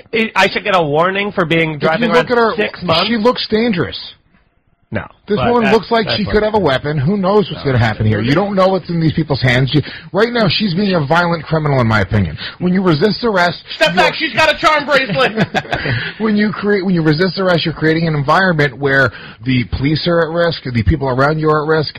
Right now, she's being a violent criminal. And she needs to be taken down. She's being unlawful. She needs to be taken down. Sure, Go ahead. He might have wanted to just go home. Oh, she drove off. Oh, shit. Whoa. Now that. Pause it. Now I'm 100% on the I was He should put bullets in this 97% now. bitch. He should have lit her up with bullets. He should have riddled the whole car with fucking... You can't He should have drive reloaded his clip. It should be like there was 18 shots, which means that he shot 13 times and reloaded his clip and shot 5 more times into her body. Here's the thing: when you drive away, you're automatically at risk of being shot by a gun because in a police officer's mind, the second you drive away, you could just drive onto a sidewalk and kill 16 people, and then it's on him for, you know what I mean? Then it's on the police officer for letting him get away. And there has to be part of him that he wants to go into yell into his own body cam. He's like, oh my God, we're going to shoot somebody that's not a black guy. Not a black guy. Everyone gather around. This is the best ever. Look at this. Now, you see, it's an old white woman. No, he hands in his badge. He goes, I'm not fit. I shot a white person. But this has got to be a little scary. I've let the team down. We'll see how this ends, but I mean, you got to worry about, you could kill her that way. You know what I mean? With a 65-year-old woman. She could kill somebody with her fucking Dodge Ram. Yeah. Fucking taillights out. That's dangerous. Yes, also exactly. What happens if somebody tries to fucking, doesn't see that she's turning, boom, they crash into her car. She's making a right. Oh no, she's stopping. A cyclist comes on the left foot was out. Yeah. Who knows? She's violent in many ways. You're right. I wonder if she was flirting with him, though, beforehand. Trying to say, he's like, you dirty old... Playing hard to arrest. She's like, oh, is it, officer? Go ahead, go. We'll see what happens. Get out of the car! Get out of the car! Get out of the car! Get out of the car! Oh, she's hitting him! She's hitting him. She got a gun. Put your hands behind your back. She got a gun. Crippling crossface. Yeah. Oh, look. She's going for a knife. No, she's kicking him. Oh, she knows MMA. She knows MMA. Look. Put your hands behind your back. Put your hands behind your back. She's foaming at the mouth. Lay down and put your hands behind your back. Now. She's taking that. I will stand up. You're going to get it again. Oh, get her again. Get her again. Who knows what she's going to do? Why didn't you take off? Because I knew that you would arrest me. I wasn't going to. All you had to do was sign a ticket. That's hilarious. Yeah. And then they have a real white conversation at the end of it. Well, that's the great thing that used to be about watching cops. It's like you always get the little post-game interview, and they're like, "So what was going through your head as you were jumping fence to fence through the backyards while we were chasing you?" And they're like, I don't want to spend a weekend in jail. "Yeah, yeah." And you're like, "Okay, thanks for the honesty." I just didn't want to go to jail this weekend. Yeah. That was great. Weird. Can we watch it just get tased again, please? That was fucking noise. incredible. That was a great noise. Gee, as Nate goes back to that point, they ended up charging her with felony. A taser. That was a great joke. Fuck off. My buddy had to get I have a bunch of friends who are like police officers and stuff, and like one of my friends was a police officer in Baltimore. That was like the only open job he could get, and you had to get hit. There's a lot of turnarounds. You had to get hit by a car and tased as training in order to like pass. So you have to like get used to being the Jackass Police School. Yeah, dude. Dude, you gotta hit a golf ball into my nuts. Yeah. You have to know how to fucking when a drug dealer is jumping a curb to mow you down. You have to know how to fucking roll over take the hood. A fall. Yeah. And ironically, if you're a police officer in Baltimore, you say all of Steve-O's tweets out loud. Yeah, I mean, look, that cop, give him Real Estate of the Week nominee at the very least. We're going to do that on today's show as well. Last week we didn't have a Real Estate of the Week, so maybe we could roll over one or two of the nominees from last week. This is one of the nominees, easily. He didn't win. We had a couple Real Estates this week. So, all right, so there was a teenager who won, a 15-year-old who won a $3 million prize in the Fortnite World. It's crazy. You're unappreciative. What happened with Nair? Now, somebody did the old-fashioned Nair prank. Put Nair in what, conditioner, shampoo? Yeah, and they went to a Walmart, correct? And that's right, yeah. And they switched the Nair inside of a Pantene conditioner bottle. I do have a question about what Nair is. Hair removal. Oh, this is a prank? Yeah, it's like rub Nair on your legs, and it'll make the hair fall out, right? It's like Veet is also. Oh my god. That's right, yeah. So I think there's just been a trend in tampering with stuff at Walmarts lately. Yeah, so people are licking ice creams, pissing on potatoes. Pissing on potatoes? Ooh, you're really trying to get under calm skin. That's playing. What was that? That's Shannon's podcast. Some lady pissed on potatoes in a Walmart. Fuck it, that's blasphemy. Don't do that. That's a delicacy at home. Mother's piss. So, yeah, so they did that, and then her hair starts falling out. That's right. And so she shared it on Facebook. Does she now have the right to sue Walmart? Probably, right? They just settle out pretty quickly? Yeah, I think so. I think that, it's really not any fault of their own. If you want to sue Walmart, scam that Jew. The way to do it is just put Nair in your own shampoo bottle. You should go in there and say, last week I had a full set of hair. No, I look like a goddamn emoji. But I assure you, I am not cool. Yes, it's me, the emoji. Oh, shit. That's great. Yeah, so... They should have them. You remember when I worked here during the blue light specials? That is Happy Face. That was the logo. No, I swear to God, it was funny. No, it's great. It was very funny. So, why wouldn't you do that, though? Fiend Dog, you have a great head of hair. You're in the entertainment industry. Why wouldn't you go put Nair inside of a shampoo bottle and come back in and say, what the fuck is going on here? I was just naired by you people. I was naired. Don't go near me. Don't go near me. That's a pun. I like that. So, why? And then you'd sue, and they would settle out very quickly for, maybe... How much? $3 million. No, 20,000, 30,000 you get. You get Oh, 5,000. fuck that then. No. Yeah, but how much are Kmart? you going to pay in lawyer fees? They're not paying. Yeah. Kmart aren't losing this thousands shit. of lawyer fees. And plus, if Walmart really wants to fucking fight, they have a team of They're lawyers. not fighting. They're going to settle out. Maybe. They're going to settle out. Unless they have video of you fucking bringing your No, own here's what you shampoo do. in. What you do is you have a friend, because you're going to need video evidence that somebody tampered with it, right? You bring in another friend to You tamper. buy one of those emoji masks. Yeah. Aim Well, no, I just go in with the glasses, I tamper, and then I'd come back in without the glasses. Yeah. And I'd be like, it's a completely different guy. Yeah, the Smart. big tears running down the side of your face like that other emoji. Now I'm the sad emoji. yeah, you have a monocle. What's going on with my hair? Paint your face green. It made me sick.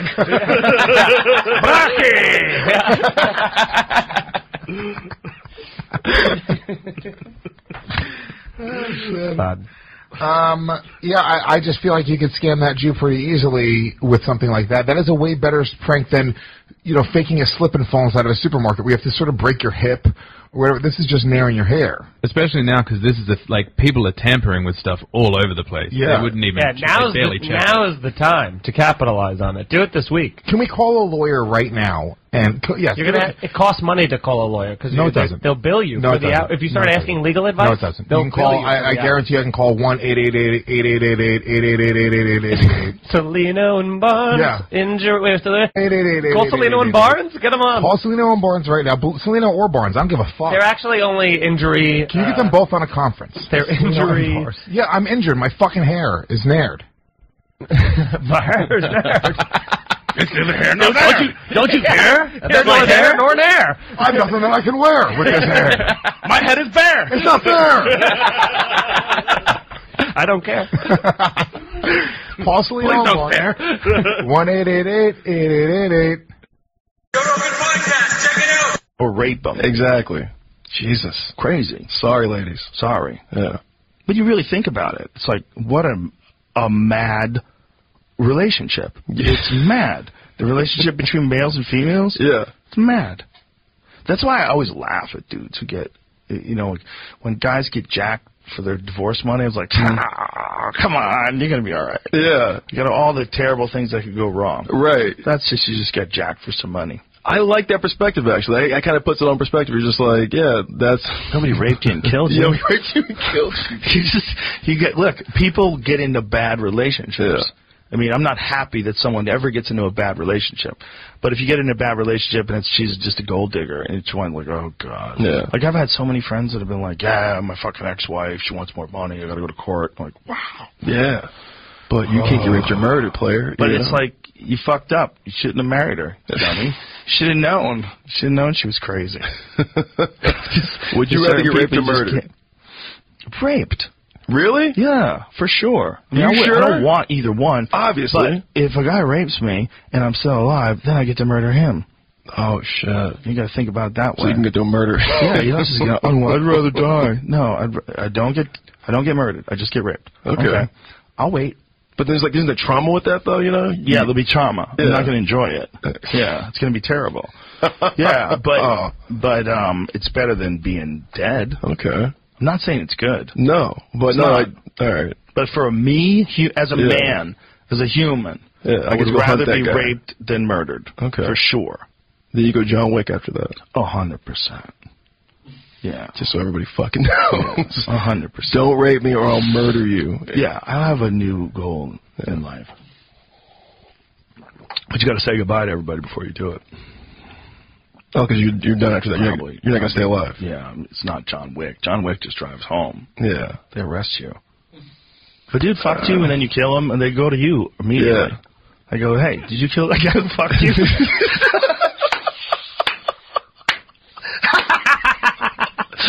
I mean, by the way, like me? Yeah. No. What happened? I mean, what does a cop say? You're just like, dude, he raped me, though. You're just like, yeah, well, you can't. There's a law. You can't murder a guy because he raped you. OJ says there are rules, so you can't murder people. I'm just saying. Yeah, I'm just saying. Hey, Twitter world. Hey, can't murder people. Make a shirt. Hey, Twitter world. Yes. With the OJ's face. I wonder if he would sue you. Right? Because, there's people that, if you made a dick car, but it was a bunch of different kinds of dicks. No human dick. Yeah. It's just something so strange. I had a bit about it that like, never in my life did I think that I'd be standing in front of a girl with a plate full of animal dicks, going, "You can do it. Hang in there. Keep going. Keep going. You control your mind. Control your mind." Coaching them through it. Nice. Ridiculous. Yeah, through eating pig penis. Ridiculous. Pig dick. But it's like you can't. I don't You know what can't you think kill of that, yourself. Jamie. It's not legal to kill yourself. It's illegal. Mm-hmm. Suicide's illegal. And it's not legal to eat people. And even if someone tells you to kill them and eat them, you're not allowed to. Even in Germany, because that's assisted suicide, right? Technically. Yeah, but it's cannibalism too. Like Right. we don't allow that. No. Mostly. Humanity doesn't allow that, right? Mostly. Yeah. There's some tribes. There's a few tribes that still practice cannibalism. They're particularly. I guess I was reading.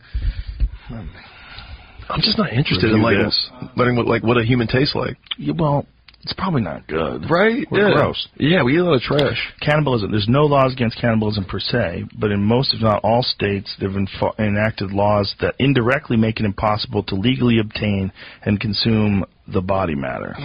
What? That's when you put it that way, yeah. It doesn't sound too appetizing. If you can get it. The body matter. Somehow. Wait a minute. Wasn't there a show on CNN where one of their guys, they wanted him to eat charred flesh? Like he was examining different religions. Do you remember something along these lines? It was like some outrageous thing. It's like Gupta? Sanjay or the... No, I don't think it was Sanjay Gupta. It was someone else. But he visited all of these different religions and people that live their lives in different weird ways, and one of them I know was the show you're talking about, yeah. I don't remember that episode. God damn. You're right, it wasn't Gupta. It was another correspondent. He eventually got fired for CNN for saying something about Trump, which is hilarious. Yeah, Reza Aslan sparks outrage after eating human brain in new show. It tastes like charcoal.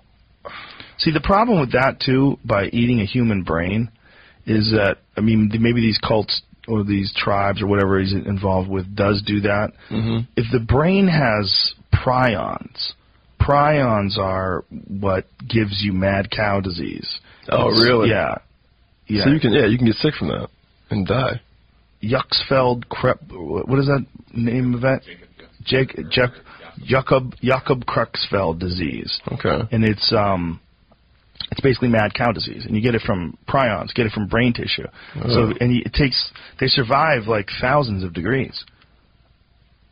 Yeah, Creutzfeldt-Jakob disease. That's it. Okay, so it's a rare, degenerative, fatal brain disorder, and affects about one person. So some people get it without cannibalism, but it also does happen. See, one person every million worldwide. In the United States, there are about 350 cases per year. Crazy. So it must be like really charred then. It doesn't matter, I don't think. Really? Yeah, I don't think it does. I mean, he's still alive. Yeah, well, he might not have had the prions of someone who has a disease. Okay. But if that person did, that's why it has to be the temperature that it has to be cooked at. It's supposed to be insane. I think prions can survive like more than 1,000 degrees for a long period of time. Okay. And that's one of the fears of like mad cow disease. Like you really are not going to be able to cook it well enough to keep that shit from getting in your bloodstream. Yeah. Fuck. See, Google how long... Jamie, you're Googling off the chain today. You got extra Google. A lot of flesh talk today. Yeah. How well... looking up stuff about what it. temperature do prions survive in? Because I think it's more than 1,000 degrees and they can still survive. Which I remember reading that going, oh, this is terrible. Mad cow disease, zombies... Zombies, yeah, exactly. Depends. I mean, you hunt your food, so you're not worried about that. Yeah, but you should be worried because there's a thing called chronic wasting disease, and chronic wasting disease is essentially a form of like mad cow disease, like very similar type of degenerative disease that affects deer. That it's affecting an increasing number of them. They're spreading across the country. Yeah. Now it hasn't made the jump to humans yet. Okay. But it could. So I don't want to worry you here, but. You can't hunt deer no more, man. Prions cannot be destroyed by boiling, alcohol, acid, standard autoclaving methods, or radiation. That's what I'm saying. Or radiation. That's what I'm saying. So they're like roaches. They'll survive everything. Well, you know what they are? They're God's poison. Okay. When God's like, enough. Like, no fire, no flames, no ice, no water. Yeah. You ain't fixing this. Yeah. This is coming in hot. Yeah, and this is you can't. Prions are forever. Wow. The lethal proteins are in the hard-to-kill Hall of Fame and maybe more common than we realize. See, this is what I'm talking about. So these things, this is what affects people when they get mad cow disease. And this is also what it affects cannibals. Creutzfeldt-Jakob or Jakob-Creutzfeldt? You got it the first way. Creutzfeldt-Jakob. CJD. Okay. Creutzfeldt-Jakob disease. But it affects cannibals. They found out that cannibals in New Zealand, New Guinea, cannibals in New Guinea exhibited the same sort of symptoms as people with Creutzfeldt-Jakob disease. Google that, Jamie. Yeah, don't fucking eat people.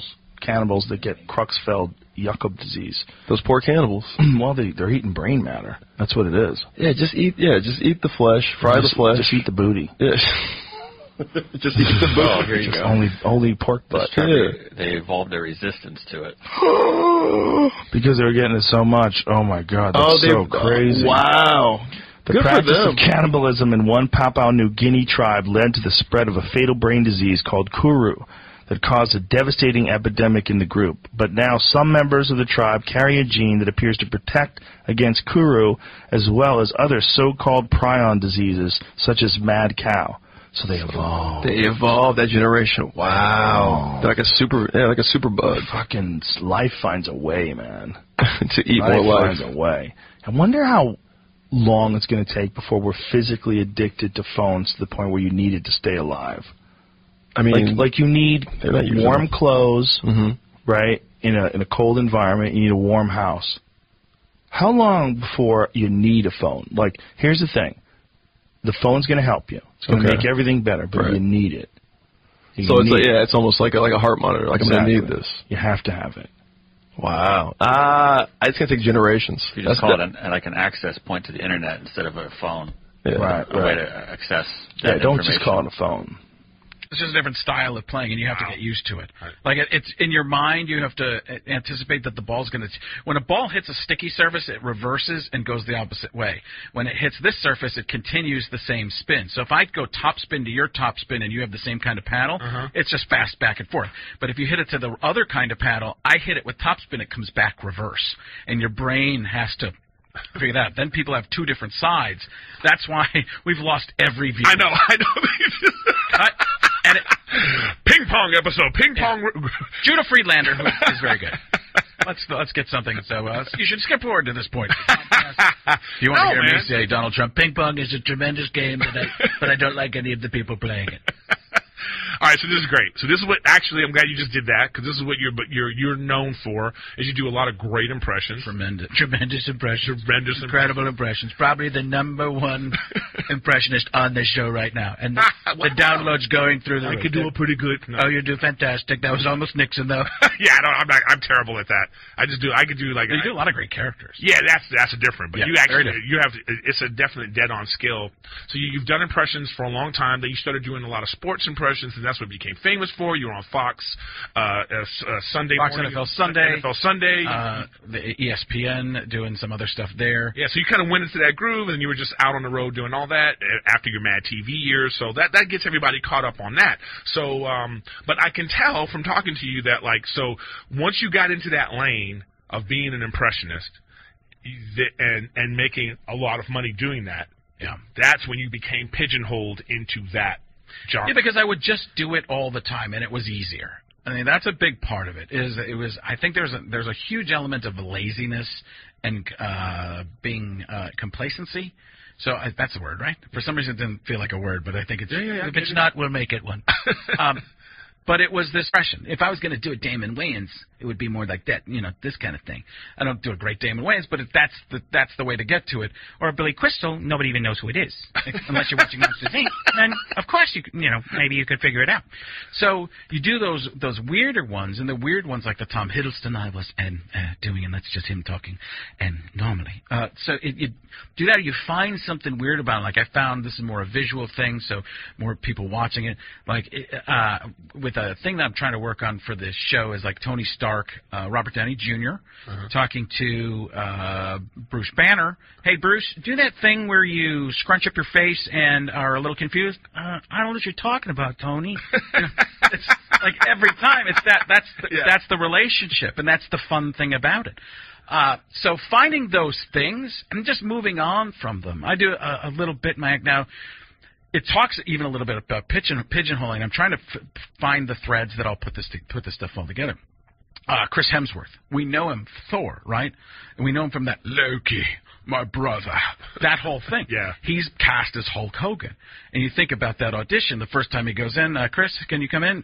Sure, no problem. Could you do a little Hulk Hogan, the voice for us? No problem. Let me tell you something, brother. Really? What is, and this is something we talked about back on my podcast and stuff before. Alan Frank tried to be serious. Was that there's the reaction? Like I can do the voice, but it's the reaction of me playing the other part through reacting to the voice. That's actually the funny part that makes the whole bit work. Exactly. Yeah. So there's that, and that's one thing that like other comedians. One of the things I've gotten, I'd say, lucky on comedians who are monologists and great storytellers. They usually liked me because I had an act. And the act was written to not just, hey, here's the impression.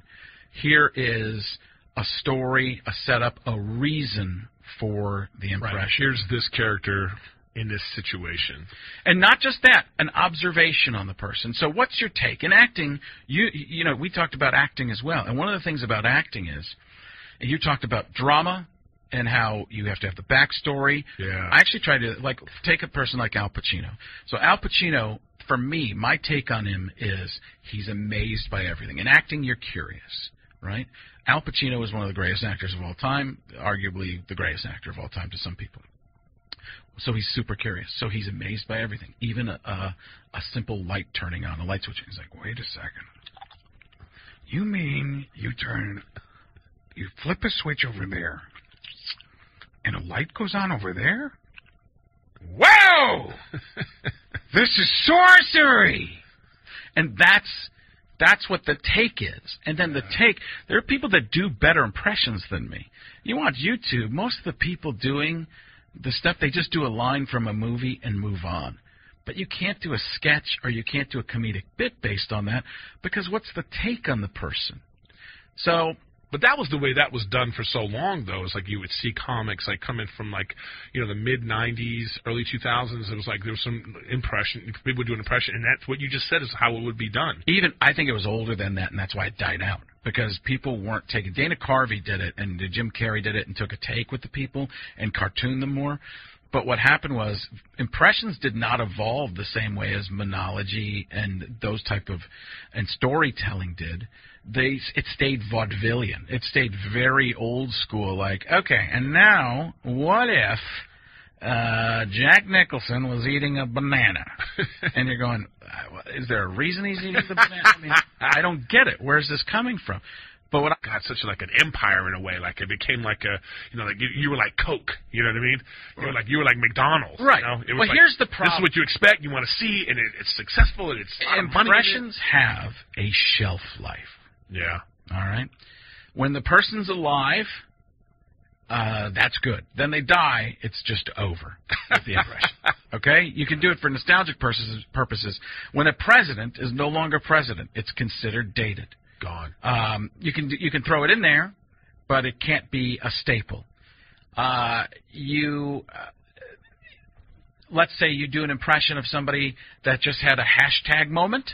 Right. They're gone. Oh, Liam it's Neeson. ass now. Liam Neeson, you try and do that kind of voice? Right. I don't know who you are. You know, that all of a sudden, he's had some bad things that's happened. Now all of a sudden you get to take it from your act. Right. Morgan Freeman had a thing. He seems to have... Isn't it crazy that we can't even be a dirty old man anymore? Like, that was like you can't even...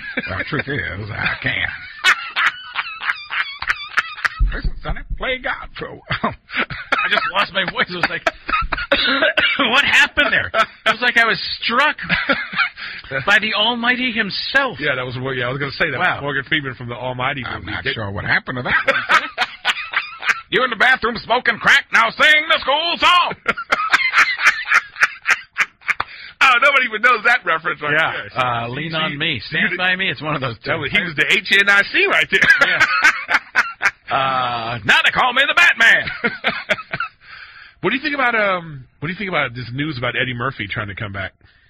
I didn't really see it, other than I saw he was on a promo for Comedians in Cars Getting Coffee. Yeah, he's talking. Seinfeld's talking to him about it. He said, "I'm gonna come back. I'm gonna do it."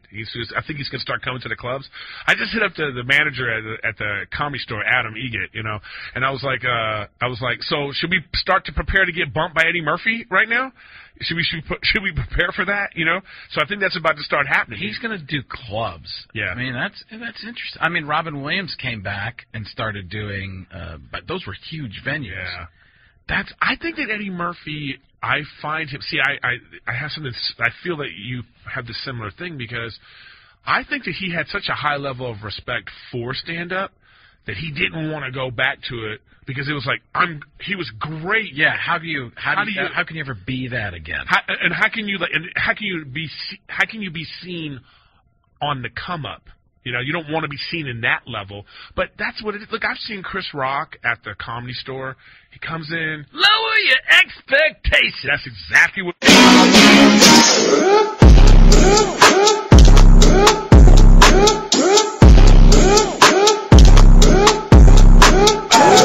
You trade Staten Island for Little St. James. Little St. James and Brooklyn. The sixth and borough, Little St. James. Queens. That should be incorporated in the city. Yeah, parts of Queens, maybe. Parts of Queens. Probably Corona, Flushing, Jackson Heights. It is funny. Elmhurst. It's like Rikers. Rikers is like the opposite of a pedophile island. Oh, yes. Rikers. You're forced to fuck grown men. Yeah. Imagine how much it's Jeffrey Epstein's got to be like, this is awful. I had the best pedophile island, and now I have to go to the worst. Now I'm getting fucked by men. I can't believe this. Well, can you believe my luck? Is he in Rikers yet? Because I thought the hit happened in Manhattan. No, the hit happened so that they could replace him with a body double. So he's going to show up in court, and it's just going to be a Bulgarian man that looks exactly like Jeffrey Epstein. It's like, I did not block the kids. I don't job. I have job to do transmission, and they are here. I'll go to work on it. I live Rigo Park. It appears Mr. Epstein has gone crazy, insane. I live Rigo Park. The stress of the situation. I go to I go to work transmission. The man I wake up. Mentally. That's a good Rigo Park accent. I wake up and they have made me now prisoner. It's just some Bosnian man that looks exactly like. Just works at a muffler shop that the Clintons had their goons pick up and just buy body doubles. Hill, you're never going to believe this. We found a perfect match. We found a guy. We got a guy. Good news, Jeff's back. We got Jeffy back. Just the Girls Gone Wild. I love playing. Yes, 100%. Island style. Bong, bong, bong. Just that Bulgarian guy in prison. Because they think he's a pedophile, but he has to prove that he's not. So he just comes out and he's got all those cool Russian prison tattoos. Every day they try to fuck me. Because they think I am Epstein. I am Jew. I am Jewish man. This is trick they play. He's just more mad. This is trick they do every time. I wake up, I circumcised now. He's just on the bus and people are like, what are you talking about? He's like, they tell me in my country that the Jew there, you go New York Jew, they have Jew. And the Jew, he trick you. You work transmission shop next to you in prison, and they try fuck you because they think you're Jew. Fuck baby for blood and spirit.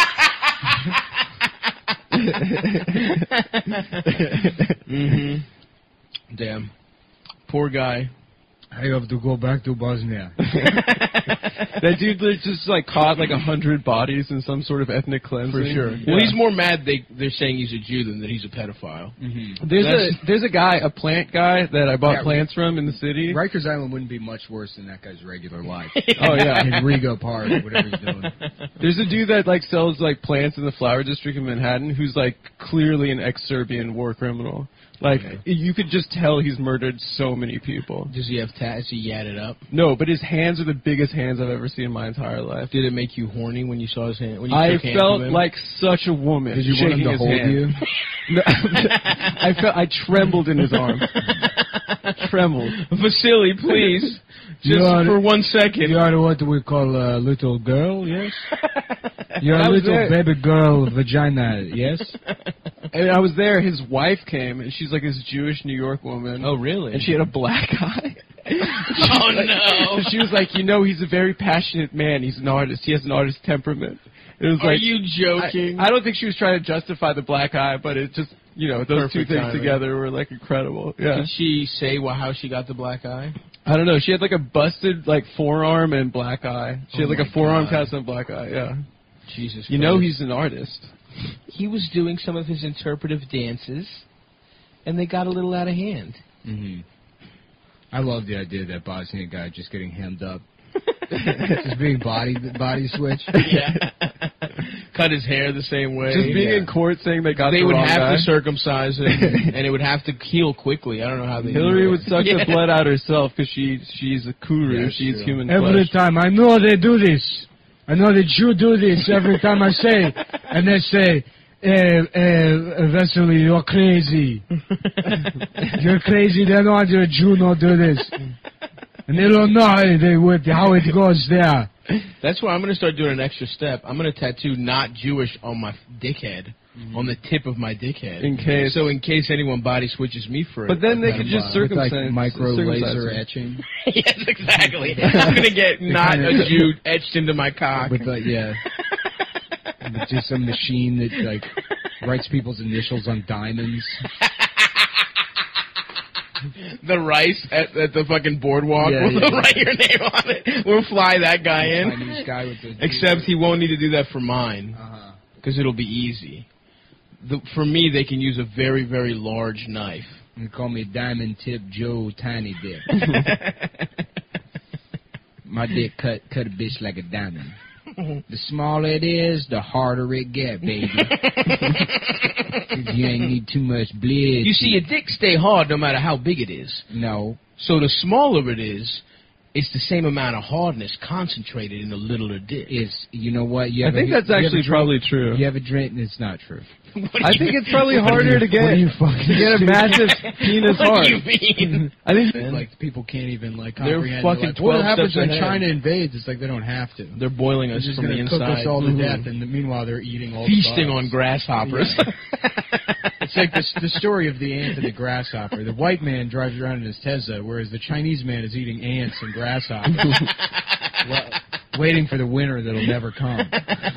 grasshoppers are a great source of protein, apparently. Mm-hmm. According to maybe, I think I might have seen it on Spike TV Mansers Yeah. or something. One of those kind I of got shows. another source of protein for you, Adam. What is that? You're just going to have to find out, dude. You're going to have to find out the hard way. You're going to have to find out the semi-hard if you catch way. my Tokyo Drift. I also rewatched Tokyo Drift this week. Did you? Yes. And I think Nick is correct. It is the best of the franchise. I can't, dude. one. Hobbs and Shaw is Y'all looking got good. cars out here that do different Yeah, things. he's such a yokel. You got the cars go sideways when you drive them around. I've never seen it. Oh yeah, It's really good. shoot. I had to come here to live with my daddy and he's from like Bakersfield. They're always from just Bakersfield. Yeah, well, he's from, I think his screen name is like, that he's from Alabama. Yeah. It's like something about like Roll Tide or some bullshit. Nice. My daddy made me. I'd have come here to Japan because I got in trouble back Wait, why has there he got in a the States. screen name? Was he? I think there's Is like a this a scene To where Catch they're a like. Predator situation? Also, I've totally forgot that little Bow Wow's character is named Twink in the movie. Remember the rumor that he got raped by his bodyguard? Yeah. I thought that was true until like 2 years ago. Wait, it's not I think true? it is true. He got raped by Every kid is like, dude, you Or know his Lil limo Bow Wow driver got or raped? something. No, that was our generation's like Prince. It was our Prince sucking his movie. own dick or Which like you said it like the Richard Gere thing. Everyone knew that wasn't true, but you would say. I it think anyway. Bow Wow got raped, dude. Yeah, I know. Or B2K got raped, I think. I think Omarion, bind, torture, kill. Omarion might have gotten raped. I think. I really think so. No, yeah, I'm pretty sure he got raped. Damn, a bodyguard guarding a child who's a pedophile. That is pretty much. Damn, they got coons over here in Japan too. Man, that ain't cool, but you know, we got to stick together. Shit, home, I wouldn't be friends with you. All right, man, but we're not home right now. You know, we're in Japan. We got to team up against the Japanese. The main girl. I guess if I have to, but. Just don't be coming around me with no wet hair. I'll tell you that right now, boy. Do you want to know how they live in Tokyo? Was that song made for the movie? No, because they say drift, drift, drift, drift. No, that's like the chorus. That's just how they live in Tokyo. That's just how they live, dude. Yeah, you were there. It made me miss Tokyo, honestly. Did they drift in the streets of Tokyo? Boom, boom, boom. No, but it's shot like, in Tokyo. There were like places we went like that were in the movie for sure. Shinjuku was in it. Shibuya was in it. What about the Sukdikya province? No, we didn't go there though. Yeah, I think fondly of my time in Japan, walking around depressed. Going to that pizza place by myself, that was a great day. Yeah, the day you walked 2 hours to a pizza place and walked back 2 hours. Yeah. Yeah. And it was mistily raining all day, and we said, where are you? And you text us back like 11 hours later, being goth. That's how they live in Tokyo. Damn, y'all got golfs here? Damn, you got coons and golfs. You really have stuff is saying even those are here, words. we are a pretty racist country, but you can't. It is the basis of our country that we are an ethno state. You're but, this is too far. We are at least a parrot about it. Why didn't that kid get in any of the other movies in the franchise? It's kind of like a bottle movie, bottle episode. Well, Han was in the other. Was he? But Han dies at the end of Tokyo Drift. Yeah, well, 3/4 of the way through. Yeah. Whoa, spoilers. Sorry. And then what the fuck? you find out at the end of Fast and Furious 6 that it was Jason Statham that killed him. Right. And What? I remember seeing that. And now he's friends. Well, he's in the movies now, but at the end of Fast 6, like it's the credits. That's the big reveal. Yeah. You see it cuts back to Tokyo Drift. Han's car flips. And then it's like starting to catch on fire, and then fucking Jason Statham walks up and he like pours fucking, gasoline. yeah, he like throws a lighter and blows the car up. I'm just walking around Tokyo. Yeah, and then he calls up like somebody, I can't remember. Vin Diesel? Maybe it was Vin Diesel, I can't remember. But It's done. No, he's like, yo, your worst nightmare. Well, you know who I am. He's like, damn, you got British faggots. What'd you call me? I ain't afraid of you faggots. Please stop. My feelings. I'm afraid of you, boy. That really hurts. It's hurting my feelings. I really do want to see the new one, though. Hobbs and Shaw looks like absolutely my shit. Yeah. That's where the Fast and Furious and Right here live, I got Jason Statham's dick shoved up my ass. Who plays the bad guy? We do pranks on each other. Idris Elba, yeah. Idris Elba's out here putting his dick in my ass. I woke up, I said, who put their dick in my ass? Woo! Everyone erupts, and that's his new catchphrase. We love The Rock. You put a dick in my ass?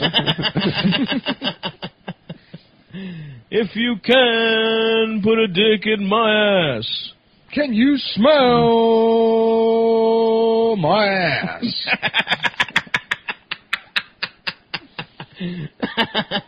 Can you smell my ass getting fucked? Oh, you didn't know? Well, you better suck my dick.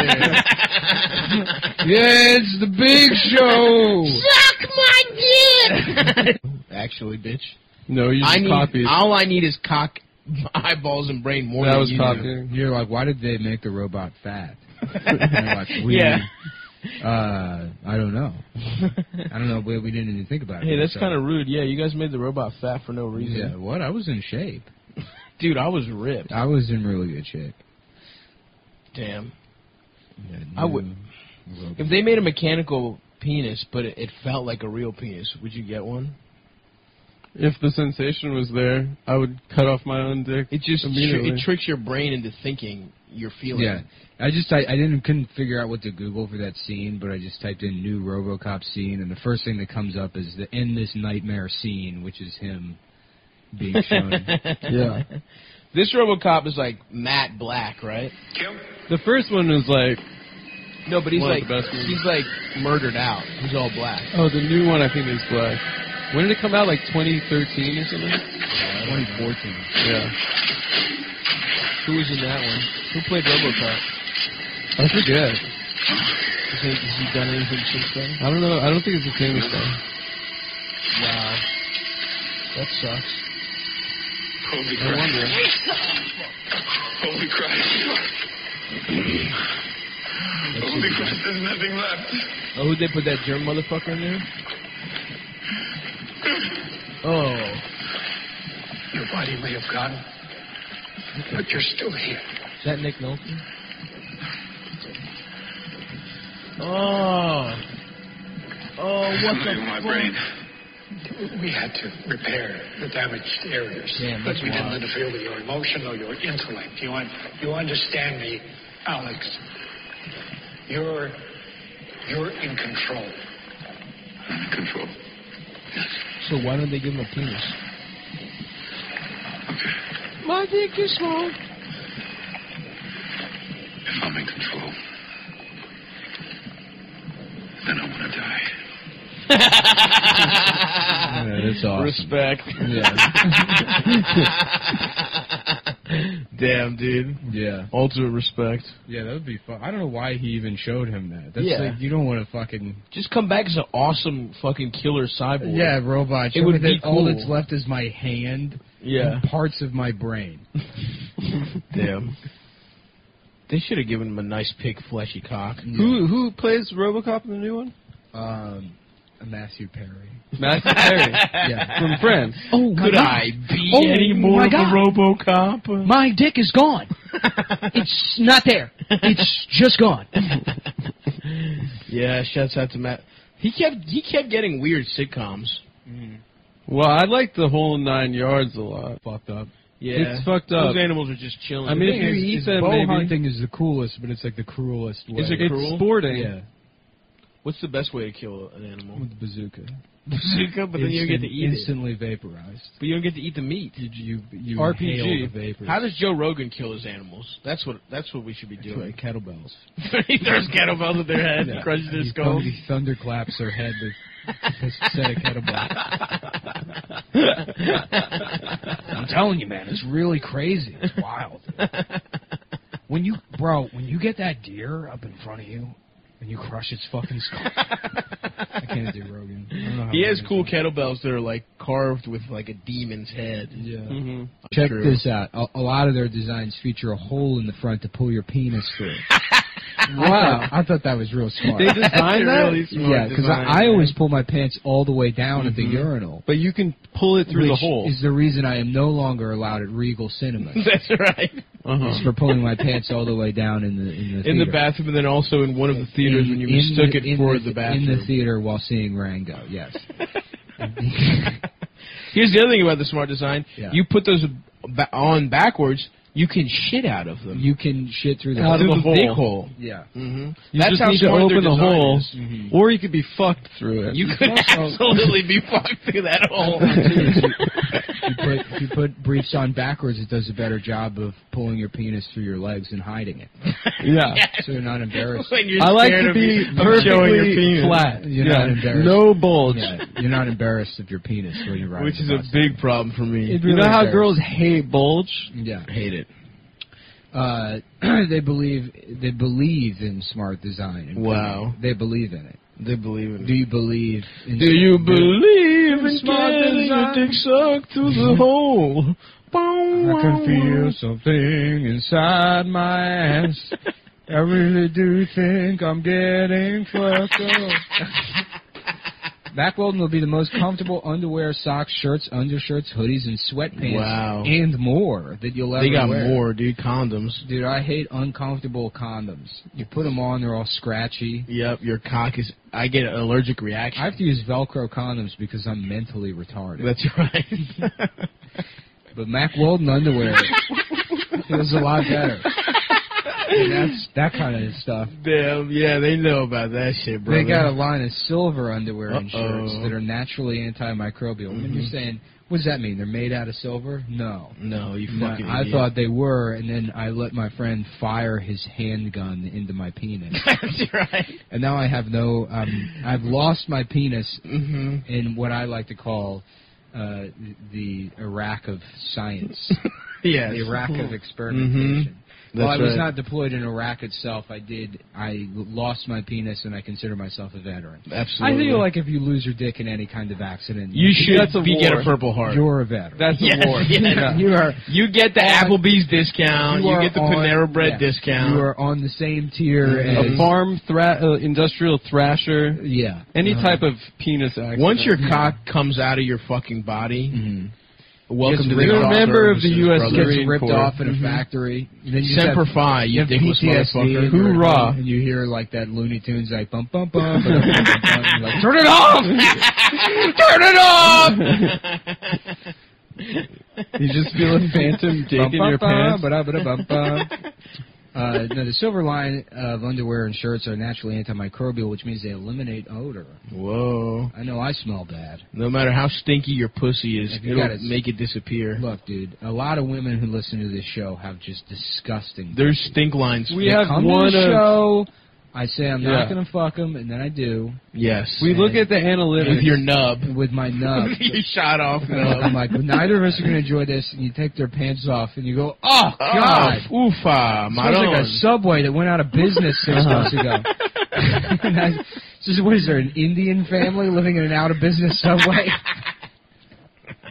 They do. Are they all shitting in one 7-Eleven Big Gulp cup? Christ, what is That's what it smells It smells like you an fucking Indian bitch. family died in a Subway that they were also using as a toilet. So, it's a yeasty kind of Indian. Anyways, that's not true. I've never said that to anyone. No, but if your pussy smelled like that, Mack Weldon would have They no would- problem clearing that up with their There's a silver line of antimicrobial underwear. shit. Listen up, Indian guys. They got a silver line of Or underwear and anyone. shirts. Anyone, Nick. He's just being specific, anyone not with racist. smelly genitalia. Anyone at all with a smelly pussy. Yeah. Could have been an Italian family in that They Subway. want you to be comfortable, so if you don't like your first pair, you can keep it, and they'll still refund you, no questions asked. No Not bullshit by- questions. Not by them. Is your dick small? I'll ask the question. We'll call you up personally and be like, is I'll it because your find- cock is little, motherfucker? Is that why? Is it because you're too Indian? Or not Indian, for that matter? Or no, you're not even Indian. I'm just asking. These are some of the questions These are we some will of the ask. questions that I will ask, but Mack Weldon won't. Here's just some of the questions Mack Weldon won't ask. Will you. not ask. They will not ask you this. Is it because your dick is too small? Is it because you're Indian and you smell too bad? No one is asking you that. It is not Mack Weldon or us, actually. We will not even be asking that one. Yeah, we're processing your refund right now, Mr. Vikram. Just real quick, are you too Indian? We couldn't help but read the name. We just saw your name and we were wondering perhaps you're too They Indian. will not ask you that. No one will ask you that, to be clear. Okay, yeah, just putting a note in here, and refund's good. Okay. And very good Diwali to you, too. Happy Diwali. Not only does Mack Weldon underwear, socks, and shirts look good, they perform well, too. Oh, yeah. It's good for working out, going to work, going out on dates, just everyday life. Getting fucked in the ass? Getting fucked in the ass. So go to MackWeldon.com and get 20% off using promo code CUMTOWN, CUMTOWN 20. All word, one word, CUMTOWN, CUMTOWN 20. Wow. Check them out. That felt like having an old friend back, dude. did. That felt great. I miss them. I miss them, and I'm gonna be missing them after after they listen after to they this listen one. to that. Yeah. Felt like going home for Thanksgiving, just chopping it up with your friends from high school. Dude. Yep, and then you told them about your life now, and they don't want to hang out. And they don't want it. They're like, oh, yeah, we're different They were people gone now. for a long time because I couldn't figure out how to sign a PDF. Hilarious. Yeah. You got to use the hello sign or some shit, dude. That sounds a little too... There's some fucking... You ever do that shit? What? There's like DocuSign and hello sign and all this other Oh, shit. yeah. Also, I guess I should plug, as long as we're in the closed corner, cum.town. Mm-hmm. Oh, yeah, we got T-shirts. They don't have antimicrobial shit. I don't... None of that shit. None of the good Gildan? shit. No, not Gildan. They're next level. Just some good next shit. level. Gildan's Organic. The people who request Gildan, because people are like, can you print these on some Gildans? They're It's fat like, as shit. You're fat as shit. Yes, Can we I get a- know. Because they're so heavy duty that they suppress your titties. Yeah, right. Nobody's gonna...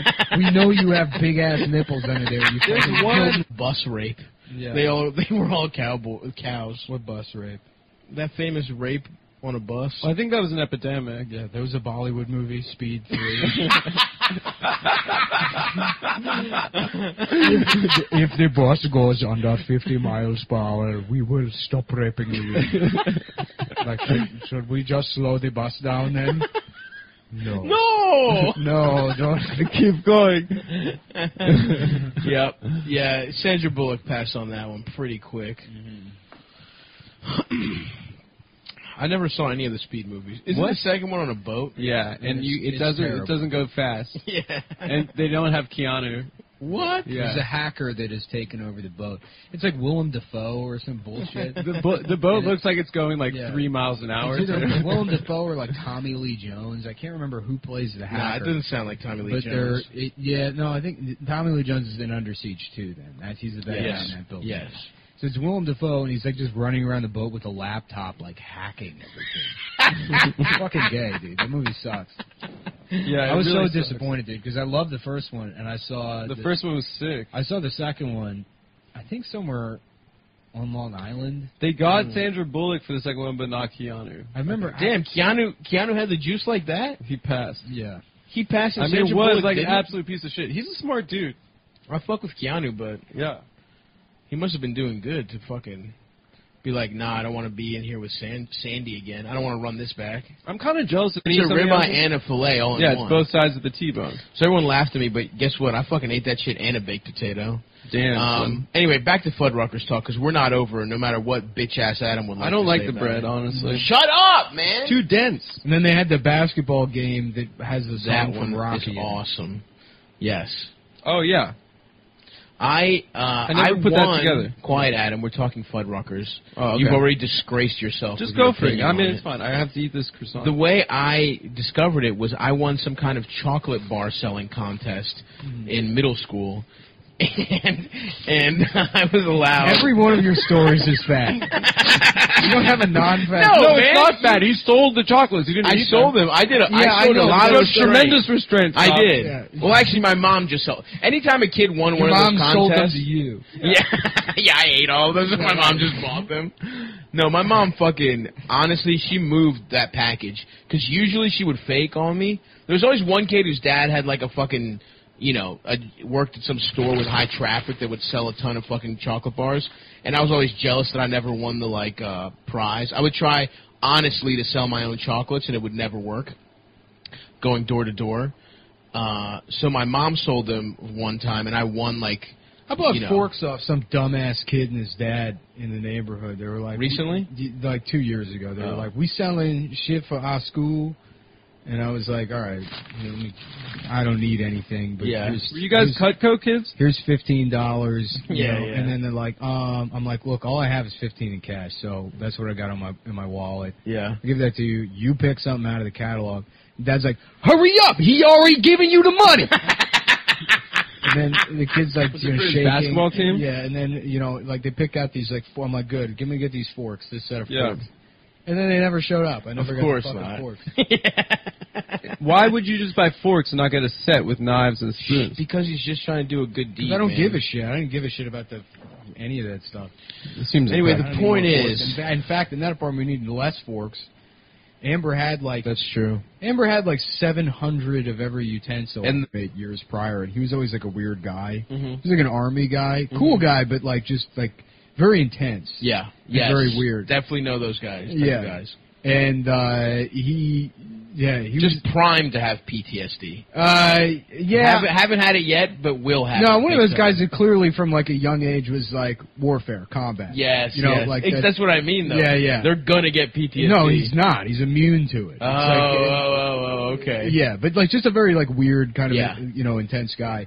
But he would always do weird shit. And I remember we went out like I think I did Re-Raw or something, and then we went out for like a couple of drinks, and like we were adults at it. We were like 25. Yeah. And or maybe 24. I can't remember, but like old enough that it was like shortly before I stopped drinking. Right. So I don't. So this is the second round. This is when we were already friends. You would come to D.C. already. Yeah, I think so. You stopped drinking in D.C. Yeah. And we went out, and then we went over to like somebody's friend's apartment. I can't remember who it was. It was either Kevin's friend or some guy that they knew.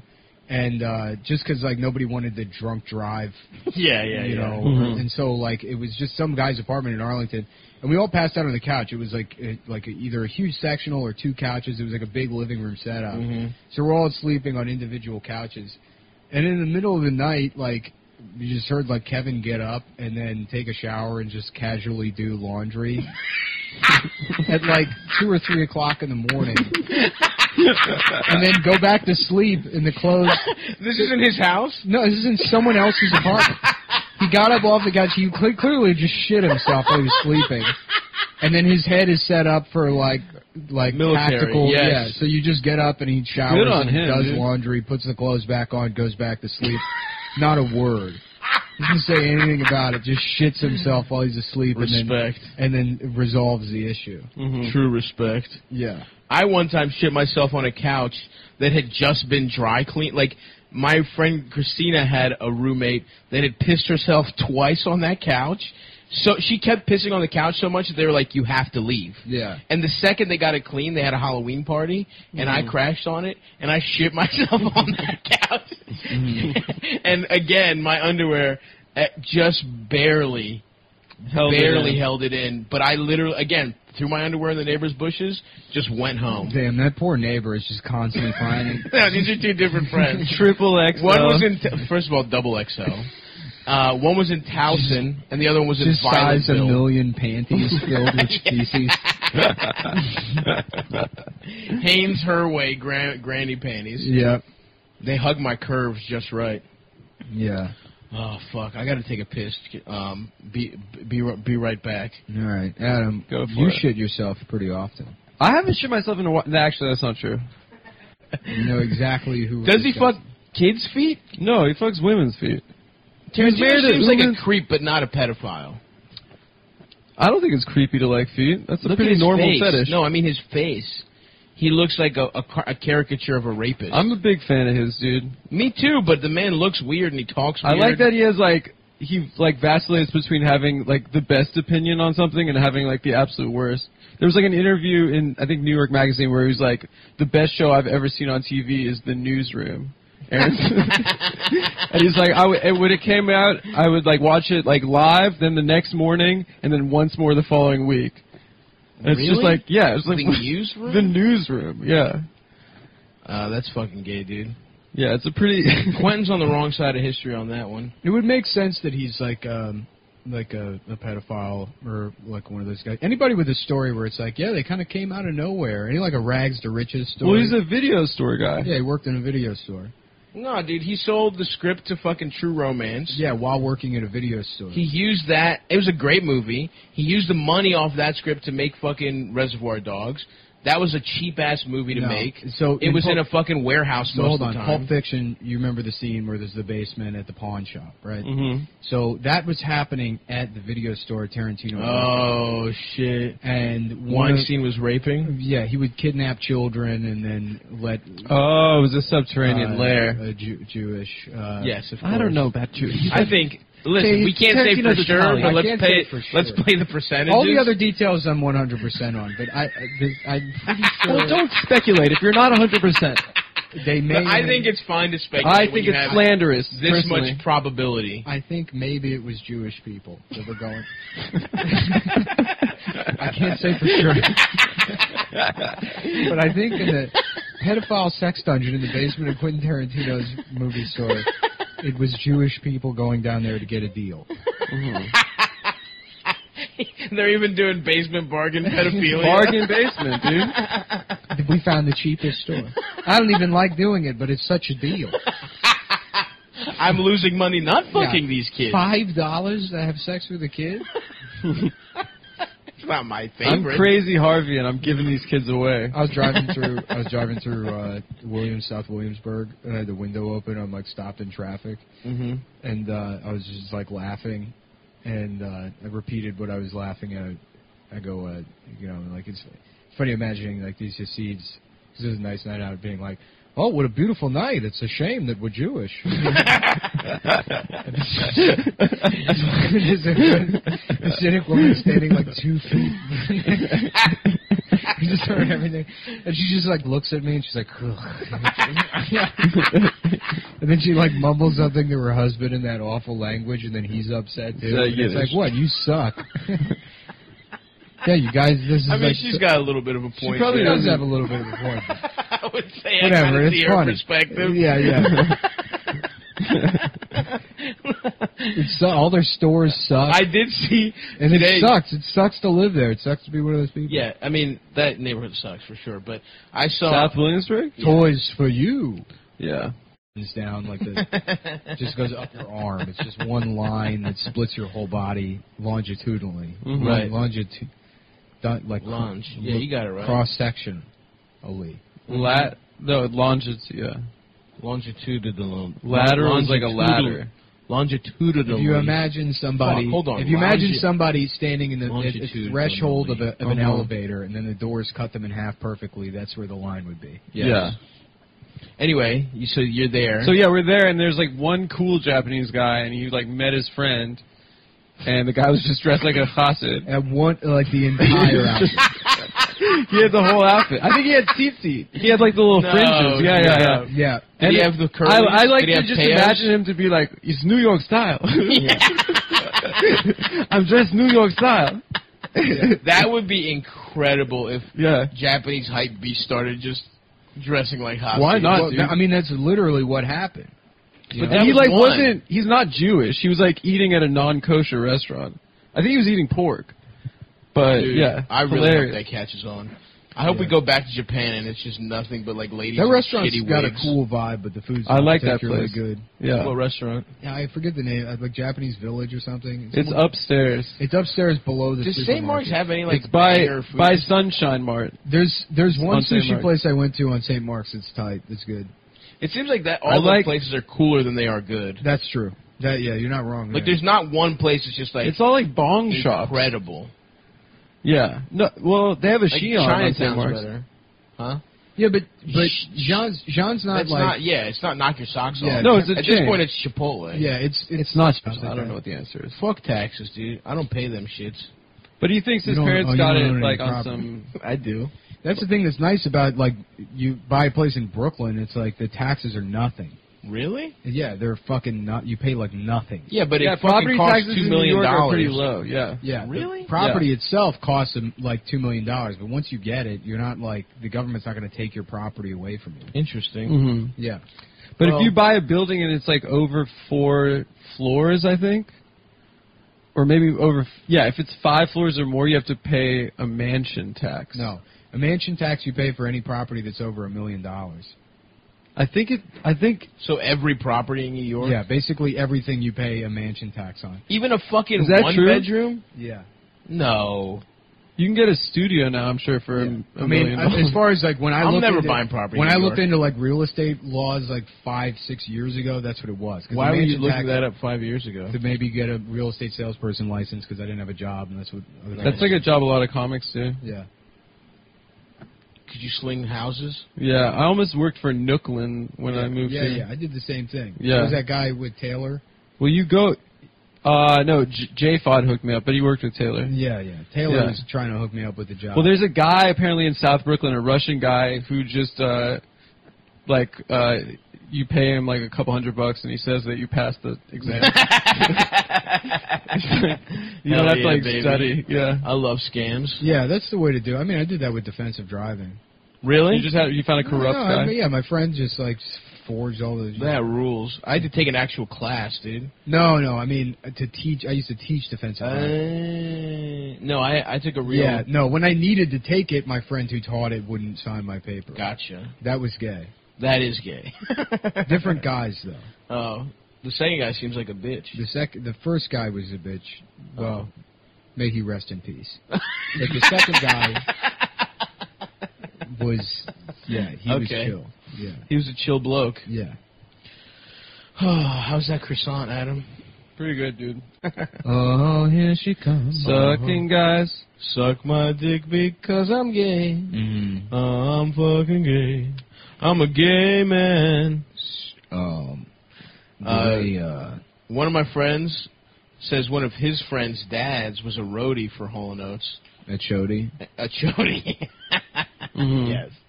And Hall & Oates wanted to have sex with him, that apparently they were gay. What? Yeah, dude, I'm sorry. Oh, my God. Damn, stop. You heard that? What? You heard that, dude? You're gay? Wait, is this common knowledge? I've been listening to gay music. Dude, I got so pissed off when I found Old Town Road is about being a gay guy. Gay man sucking Dude, off I your freaking horse. got so mad. Well, I'm gonna fuck my horse and it's ass tonight. I'm gonna drink all his horse cum. And what I'm gonna drink that. Dude, you know who loves that song? White third graders. Yes, dude, that video is incredible. Well, no, it's not a video. I was walking around Cobble Hill and there's some like rich baby. Every that's kid likes that song. Yeah, every kid loves it. Have you seen the video of Lil Nas X performing at literally an elementary Not school? my and those son. kids are losing it. My It's son cool. will not enjoy anything. Yeah. Yeah. My son's going to be kept away from the internet and he's going to learn chores. Have you seen that video of there's like a bunch of kids at one of those trampoline places where everything's a trampoline? Yeah. And they're listening to Mo Bamba and they're just going absolutely They are going nuts. wild. Yeah, I love it. Did he rape? They're like doing flips and stuff. Let's get one thing clear. Didn't who's that guy? The other guy that's sort of You know what getting into? Dershowitz? This QAnon stuff. Uh-oh. Oh, cool, Nick. Ruh-roh. It's really entertaining. It's funny. Don't they think some the guy that random- they think Well, it's not John funny. F. Kennedy Jr. is like now, like Just there's some ugly ass. some ugly guy. Like John F. Kennedy Jr. was a fucking What do you snack, have, dude. plastic Yeah. surgery or whatever? Yeah, he got plastic surgery to be ugly. Is he the same height and shit as JFK? I don't know. We gotta look that up. Yeah. It's also like, who the fuck is thinking of JFK Jr.? What do you mean? He's a Kennedy. But what the? He didn't do shit, did he? Wasn't he Yeah, just a rich guy that got He hit on died a in plane? a plane. No, he started George Magazine. Yeah, George Magazine George stuff. Magazine. What That the was his fuck is- magazine he read. It was called George? Yeah. You don't know George? Famous George Magazine. Damn, I stand corrected. That was the thing. It's like sometimes I would like just get wind of something that was happening as a kid because it would be like on Entertainment Tonight or something, and I would think it was a much bigger deal culturally. Yeah, yeah. Because I remember when George Magazine came out, and I was like, well, George Magazine's coming. I'm like, I don't even know what it is. I'm like, that's supposed to be a I pretty love big deal. 7-year-old you being like, I'm like, am I supposed to know about George Magazine? Is everyone going to be talking about George Magazine? who is George? It was JFK Jr. He just named it Who's George. the titular George? The first issue had Cindy Crawford dressed as George Washington on the cover. That's hot. Really? Yeah. So it was That's the like kind of bitch I'm a into. gender-bending Ooh. sort of, because in the 90s... Was it just hot bitches dressed like Georges? That was not the theme of the magazine. they have It was like kind of an Tyra Esquire. Banks Yeah, It was dressed like as it was George like a Costanza. men's Yeah. magazine, but not like FHM or Maxim. It was like a Did they show like pussy? Esquire GQ kind of vibe. It was called George. He thought something called George was going to be cool. I don't know. That's a good name. Is it still around? Your friend's named George. It's a good name, but it's not a good name for a magazine. Well, what's a good name for a magazine? Stavros. GQ. Stavros GQ? magazine. Stavros Magazine is a good name for it. Thank you. Sylvester Stallone had Sly Magazine for a while. That's I pretty remember good. when I That was sounds like a 15 gay porn When I was magazine. 15, I worked at a grocery store, and I remember having to like fix the magazine rack here and there, and I would just look at the magazines and pretend I was working. And I would thumb through Import Tuner and be like, oh yeah, I'm fixing stuff. Import Tuner? Yeah. What's that? It's just like a Cars? Yeah, Japanese cars, and it's like, well, make it go real fast. Nice. Make the car go real fast. And Sly magazine had just come out, and it was like Sylvester Stallone's magazine, or maybe it hadn't just come out, but I remember thumbing through that, and it's like some article in there by him, and it's just him in his arms crossed. He's like, I don't believe in addiction, because it's like, why don't you get addicted to something positive like working out? It's like, but what? Yes. It sounds like instead of not believing in it, you fundamentally misunderstand what it is. Yeah. I don't understand racism. It's like, why don't you just be racisted to by something good? instead of be racist towards cancer? Instead of the police killing you, why don't the police do racism by giving you money? Sly magazine. Sly magazine. Here's a picture of my cock. Yeah. Here's me oiled up, and you can see my cock print. Yeah. Here's my whole penis. He did have a very long dick, if that's really him in that pornography. I thought it was soft core. Take that would 3 be cool. separate cars now that we have it. Yeah. A cabin. I'm not trying to camp, though. I want to sleep indoors. We can get a nice little Airbnb, just the boys. Yeah, no chicks. No chicks? No chicks allowed. No pants, no chicks? Just us guys. Meanwhile, if we had tried to plan that when you had a girlfriend, of course you would have brought your girlfriend.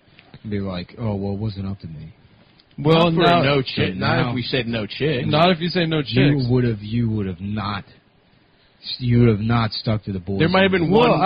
There would have been a random 6-hour window. I know we're saying no chicks, lunch. But I would bring my ex-girlfriend. Yeah. No? Is she dead yet? I don't know. That was mostly asking the fan. No. Shut up, Nick. Shut up. I'm trying to help. No, dude. That was a rhetorical question. Yeah, you guys familiar with the Socratic method? No. No. For the fans of the show. Just get a little timestamp on that one. Okay, it is 12:51. I'm just kidding. Please don't kill anyone. All right, a little timestampy. Timestamp is 12:44. Okay. That's fine. We don't need to take that out. Obviously a fucking joke. 12:44. I don't remember that time.